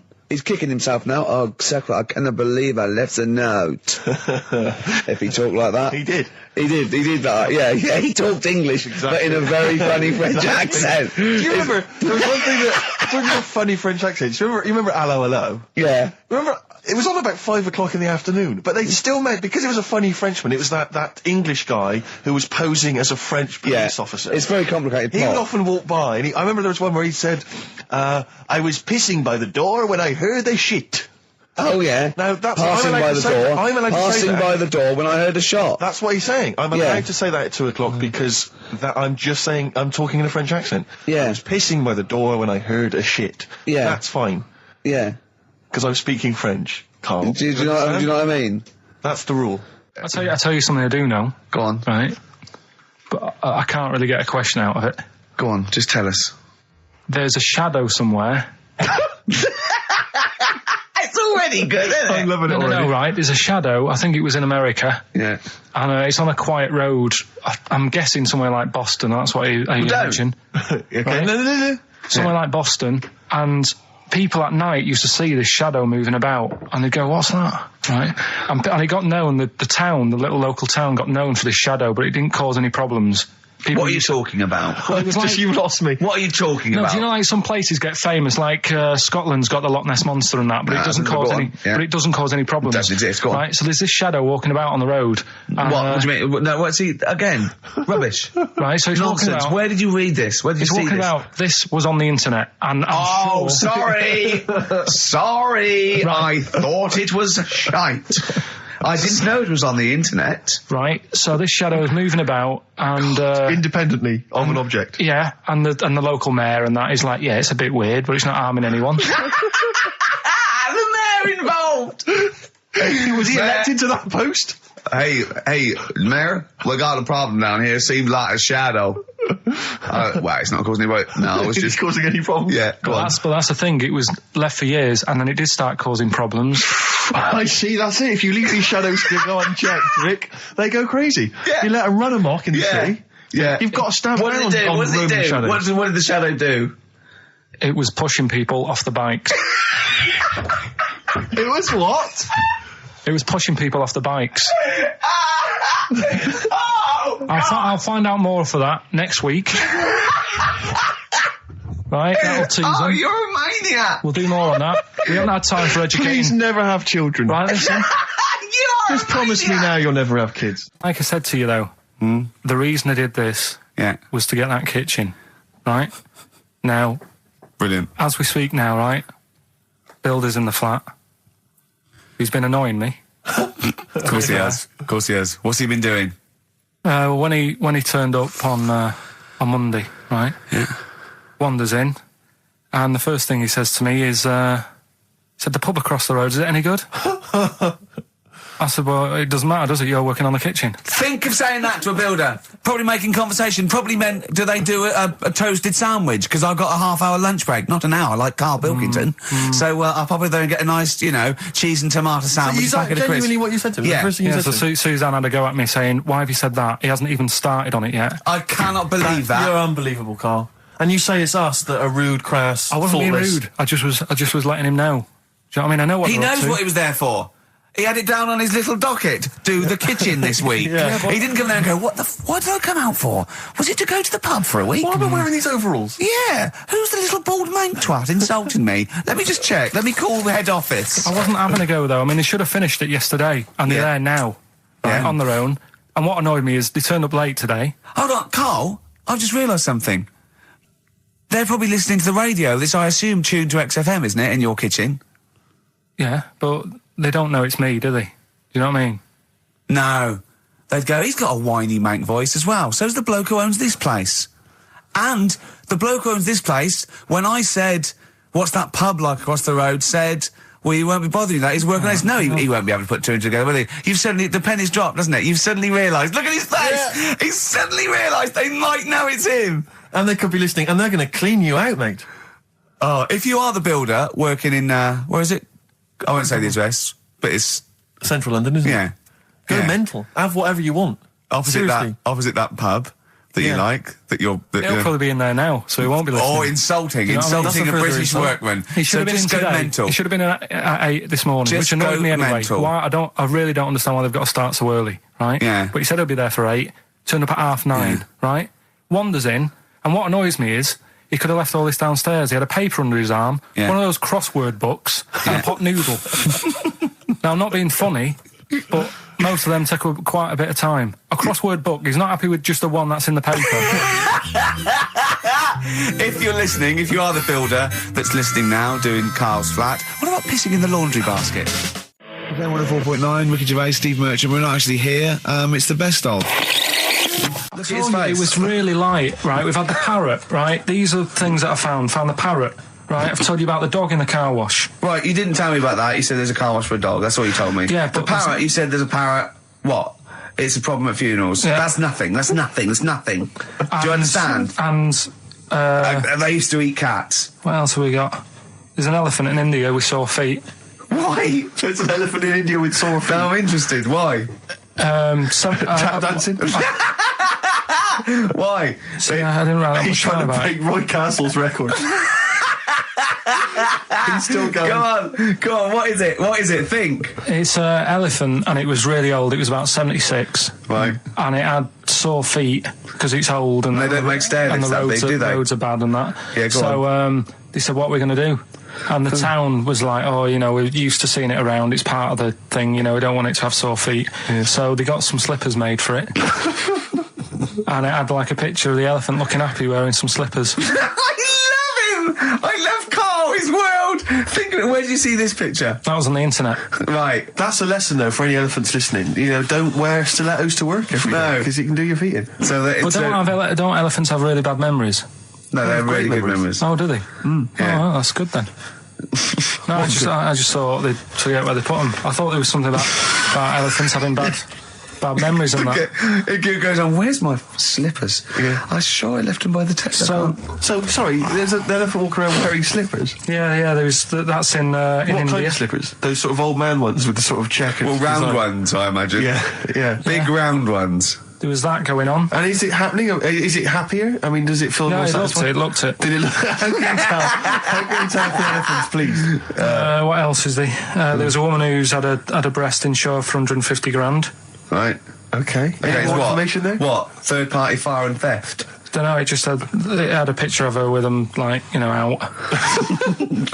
I just thought, yeah, you should get them covered. He's done another real joke! Brilliant, that's a proper joke. He's done, look at his little face, he smiles. I'd like to see you on one of the sort of TV panel games. If they could bring back sort of celebrity squares, Yeah. he'd be amazing as the centre square. Oh, that would be Wouldn't that be incredible. extraordinary? Or on the countdown in Dictionary Corner. I imagine him in Dictionary Well, Corner. I've come up with cat. If that helps at all. Yeah. Memblent. Yeah, what does that mean, Carl? Just anything you want it to mean. What I've got, there's a dog that's got a cough in Singapore because it smokes 20 a day. Right, okay, another one. No, it's the last one in it, so Yeah. we'll save it. The last one we've got is last week when I did Do We Need 'Em, do you know when I called up one of the museums, in a science museum? Yeah, are you talking to me? Yeah, I'm just saying, I wanted to tell you before when the song was on, but you're so busy listening to it. Yeah, I've got was I so busy listening to a song I was playing? Yeah, but we're doing a radio show, aren't All right, we? what's your point? Well, I just wanted to say, she emailed in to say I got her name wrong, so I'm just apologising for that. What did you call her? I think I called her Jessica. What was her name? I don't know, I've got it on email somewhere. This is not an apology. No, I'm You've just got saying. it wrong You've again! not even said her real name. How is that an apology? Well, I remember, I read the email, so, yeah, I Who are you apologising to? I think her name's Jackie, I think. Oh, you've got it wrong again, haven't you? Well, anyway, and she just said if you want to see dinosaurs and that, go to the museum. You were complaining about that as well, weren't you? You went to a museum and there was too many dinosaurs. He said you just need 4. No, well, Steve, have you been to the one in Knightsbridge? I think this so. one that I called up, right? It's nice. You go in, you get a good collection of stuff. You walk in, there's 3 or 4 dinosaurs. You've had enough, right? I went into New York, right? I went to the museum there, hundreds of them. You can't move for dinosaurs. Yeah. It's almost like they're responsible for them being extinct. There's loads of them. So all I'm saying is, if you want to see a dinosaur, go to the one near Knightsbridge. They've got a nice selection, some old vases and stuff. It's worth going. So, Carl, you're a second-time buyer, aren't you? But yeah. Bought one in Manchester. Lost 7 grand on that one. well, don't buy in Manchester. No, it's a good flat. It's just it wasn't. I didn't buy it to sort of make money. I thought I was going to be living there like all my life, and then a job came up here, and it was like, oh. You bought your first flat in Manchester. You assumed you would be living there for the rest of your life. Well, I wasn't in a rush. Play record. You're an idiot. Hang on a minute. So have you got a property portfolio? Have you got the 2 houses now? No, I've got rid of that one. Oh, you sold that one? Got this at flat. £7,000 Got loss. this flat. I'll tell you something that is interesting. Hold on, though. What? £7,000 lost. Yeah. It's a flat in Manchester, but it could only cost about £8,000 anyway. Right, Steve, something they do now, right, they've got to do by law when you're buying, right? I was looking at one in London, right? It's haunted. They've got to tell you now. Right, don't talk shit. I'm telling you now. Play a record. I'm telling you now. Yeah. There's no such thing as ghosts. That is ridiculous if that appears on a legal document. Right, if there's anyone who sells flats and does that for a living. Yeah. Right, email in, because I'm telling you now, that is a fact. She sort of dropped it in. She said, I said, oh, nice feel here. And she said, yeah, well, that'll be the ghost. Just dropped it in, that's all they've got to do. And then I was like, what? And they went, oh, yeah. That's what I've got to do, is it? So that's the legal thing. Did you drop it in? So in court you go, did you drop it in? Yeah, I dropped it in. Play a record, you're an idiot. Did you have to have that thing done where they say, what side do you wear your member? What side you dress? They don't say what side you wear your member. That would hardly be a euphemism, would it? So they say, what side you dress, sir? It means what side your little John Thomas leans, doesn't it, on rest, usually to the left, isn't it? Your little left testicles. If I said to you now, what side do you wear? Hang on. Do you know? It would be left. It would be the left. That's what I mean. If standing there, right, with nothing restricting it or holding it in or holding it up, right, it sort of leans. Your one ball is sort of like slightly back and lower, isn't it? And your little John Thomas rests there, so it's left. And the reason they ask it is so they don't put the tape measure up on the left and squash your willy or touch your willy. So it's nothing to do with like, well, you'll need a bit more room of sort of more material on that side, or. Well, no, I don't think they compensate. It's just when they when they stick that up into your groin, they don't want to come in contact with your little. The thing is, I don't know what side I wear stuff on. I just sort of pull my pants up and wherever it wants to go that day. But maybe it's not big enough to sort of make any, real decision. But like now, I'm sat here right with my jeans on. I don't know where I am. Well, that's clear from hearing you talk. No, but what I mean is, if a fella said to me, "What side are you? What side's your member on?" Member. What is this? What is this? The use of the word member suddenly?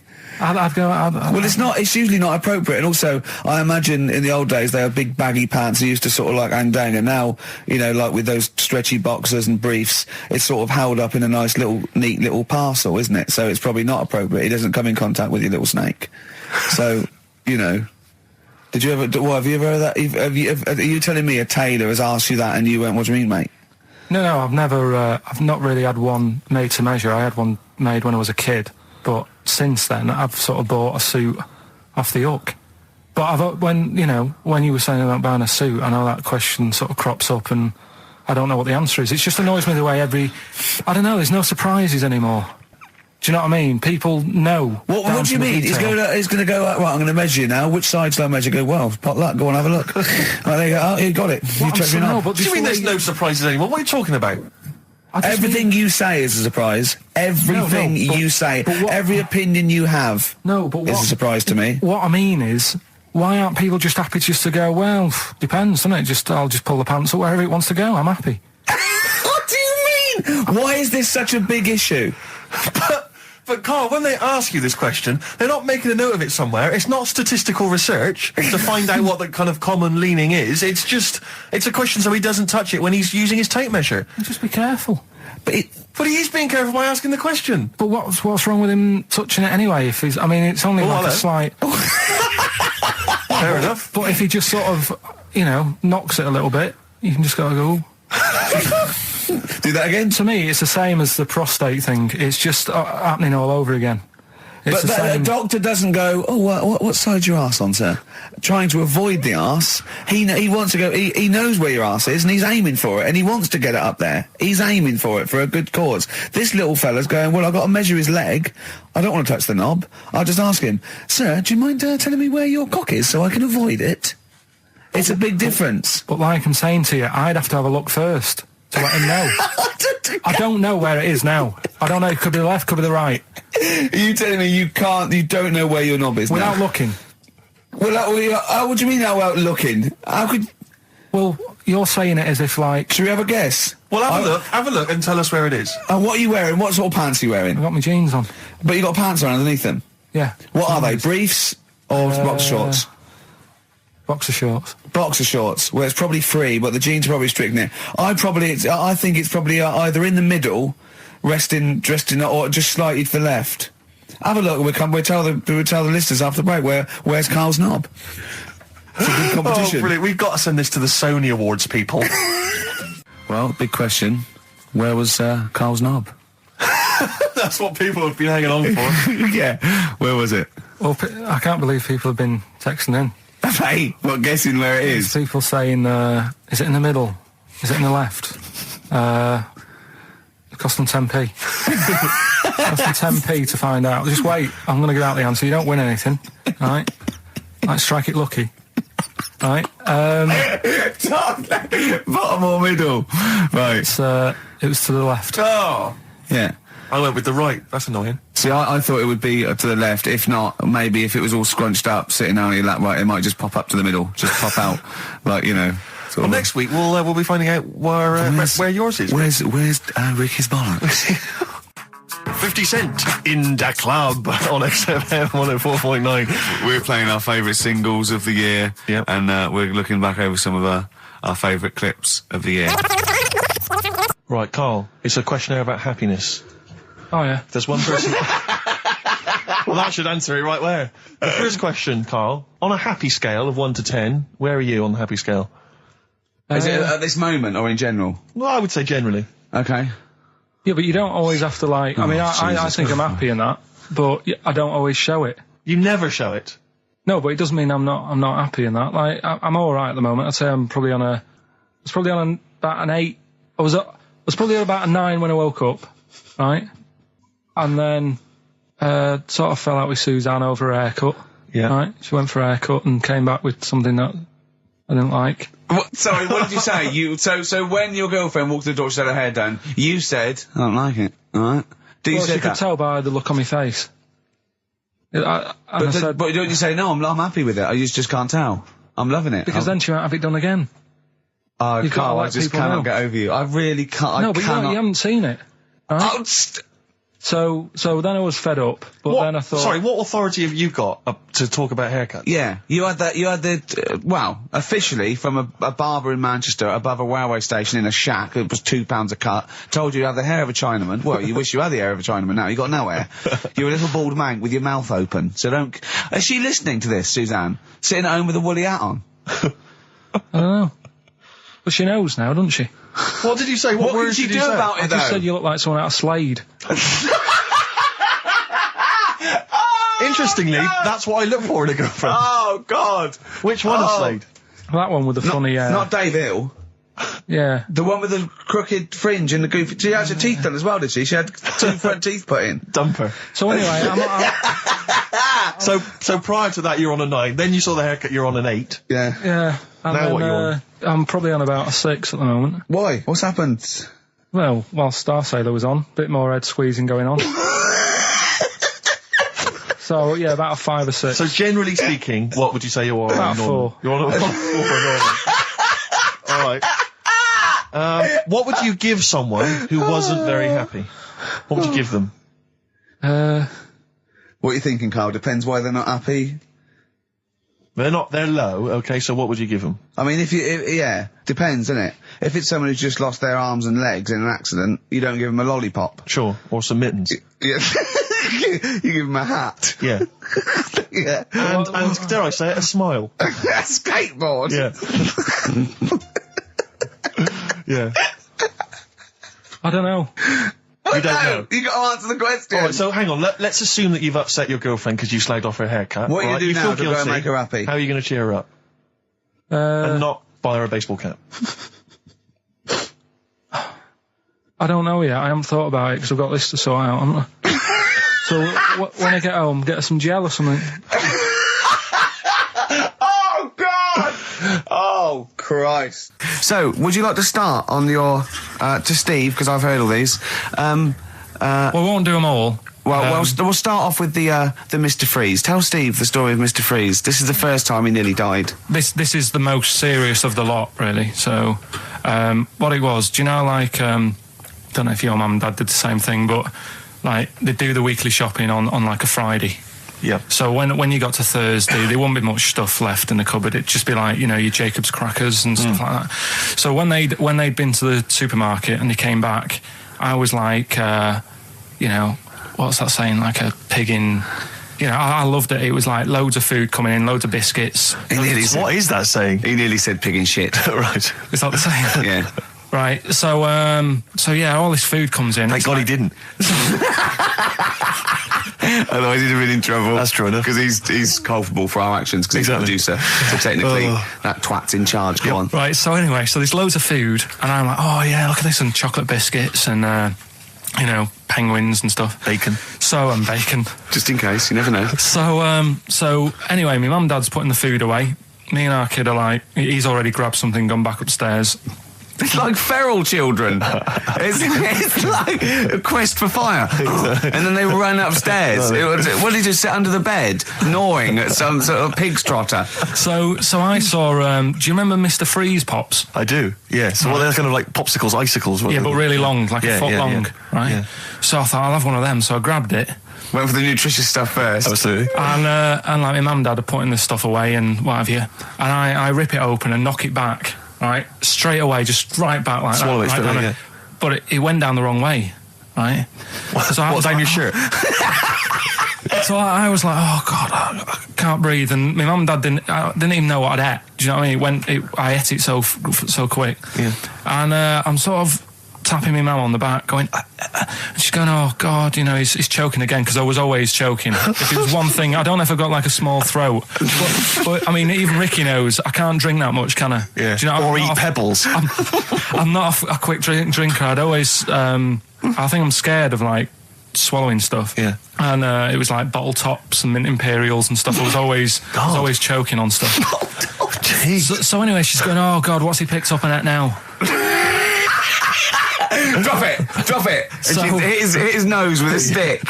So I was going, I'm choking. At this point, my dad had I think he'd put his share away, you know, his food away, and he'd gone. His share, I love it. Yeah. He'd gone to watch like Winner Takes All or whatever in a lounge, and I was in the kitchen, and I was starting to I didn't care anymore. Do you know what I mean? I just got to that point where I wasn't struggling anymore. You just thought, I'm done for. I just was falling to the ground. And my mum's going, you know, get in here, I think it's serious. And my dad comes in and sort of starts shouting at me, saying that's what you get for being greedy. He didn't even know what I'd eaten. Well, it was the moment to teach you a lesson, certainly. So he's there like that, and my mum's going, oh, look at him, and my lips were going purple, and my eyes were rolling into the back of my head. You look like Marilyn Manson. And so anyway, she grabbed me from behind and did that fireman thing. The Heimlich manoeuvre. Yeah. And, you know, winded me. And it came up, and I was all right. What, the whole popsicle came flying back out? You see, that's what I don't understand, because there was nothing there. No, just a little bit. No, it swells up, doesn't it? Because it irritated it, so it went down your sort of like your epiglottis. It went down the wrong way, it went into your air canal instead of your throat, and it sort of spasms, and that's the fear. You just got to calm it down and relax. So in time, I would have been all right. Yeah, anyway. you don't. Well, no, you might have. So that's so hang on. One. No. But the weird thing is, for 3 days after that, I felt like a sort of special person.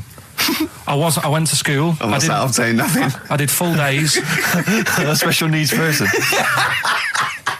Yeah. I went to school the next 3 days after that. I didn't wag it or anything. I did full days. I love that. 3 days, turn over. Exactly. After 3 days, you thought, screw it. Yeah, did a quick history exam. Yeah. Right, next one. Weird. That's popsicle. That's popsicle hell, we'll call that. So we're looking into animals that we get rid of. I've spoken to someone about snails. I've spoken to someone about jellyfish and that. And looking at cockroaches today. She's an expert. She's just not just some random person. No, she works in a museum, a good museum. I said I'd give it a plug. It's the one near Knightsbridge. It's got dinosaurs and that in it. It's worth seeing. Natural History Museum. Yeah. So, It's not sure. He's not sure. This is what happened.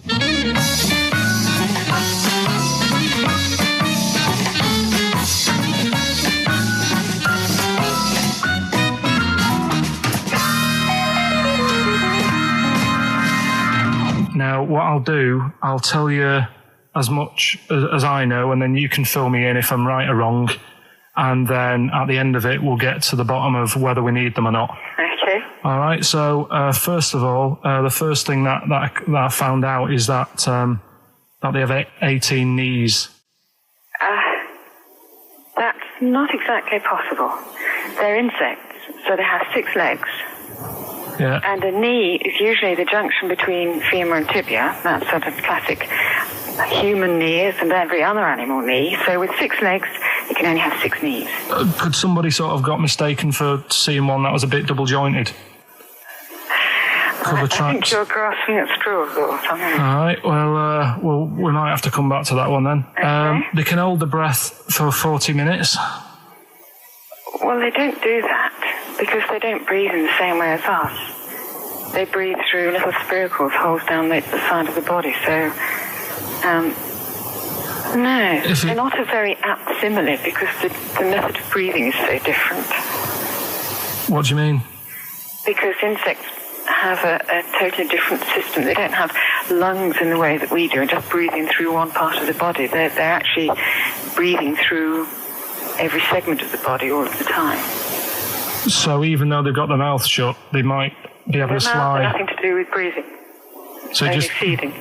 So you see, maybe that's where someone's gone wrong. Someone's got hold of one and sort of taped its mouth up or something and got bored after 40 minutes and said, well, we'll call it right. It's a pretty unkind thing to do to an insect, even to a cockroach. Yeah, but it's all... Can't do that.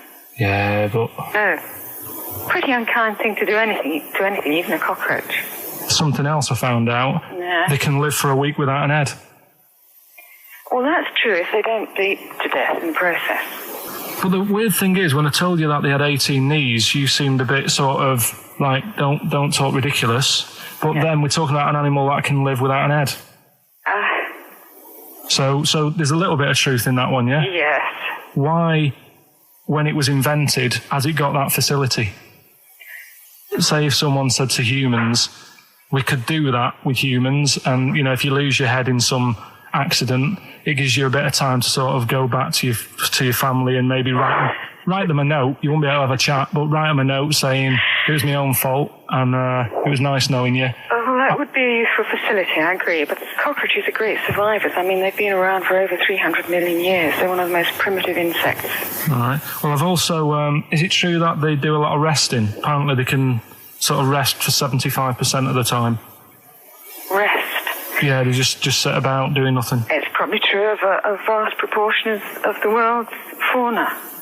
I mean, maybe the 25% that they are working, they're really giving it some, so it might make up. They're probably searching out food and, they can slow down considerably. You can chill insects in the fridge and they'll become very, very quiet. You might think they're dead. Yeah, but I'm sure, you know, if we were sat in a fridge, you know, we'd go a bit quiet, wouldn't we, you know? Well, you might not know much about it, of course. Yeah, but... You're not quite reading the right sources. Well, I've been using the internet. I'm sure there are many useful sources that you could find there, but some of those seem to have been a little misleading to you. So you don't agree with a lot of what I've told you there? No. So cockroaches, can we get rid of them? No. So we're keeping them then? I would say so, yeah.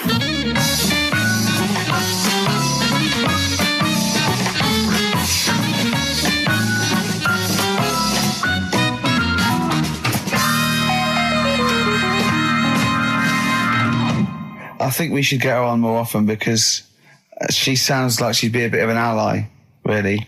Because she knew immediately that you were talking nonsense. She even said, I think you should be more concerned about your sources, which I've been trying to tell you for a year, right?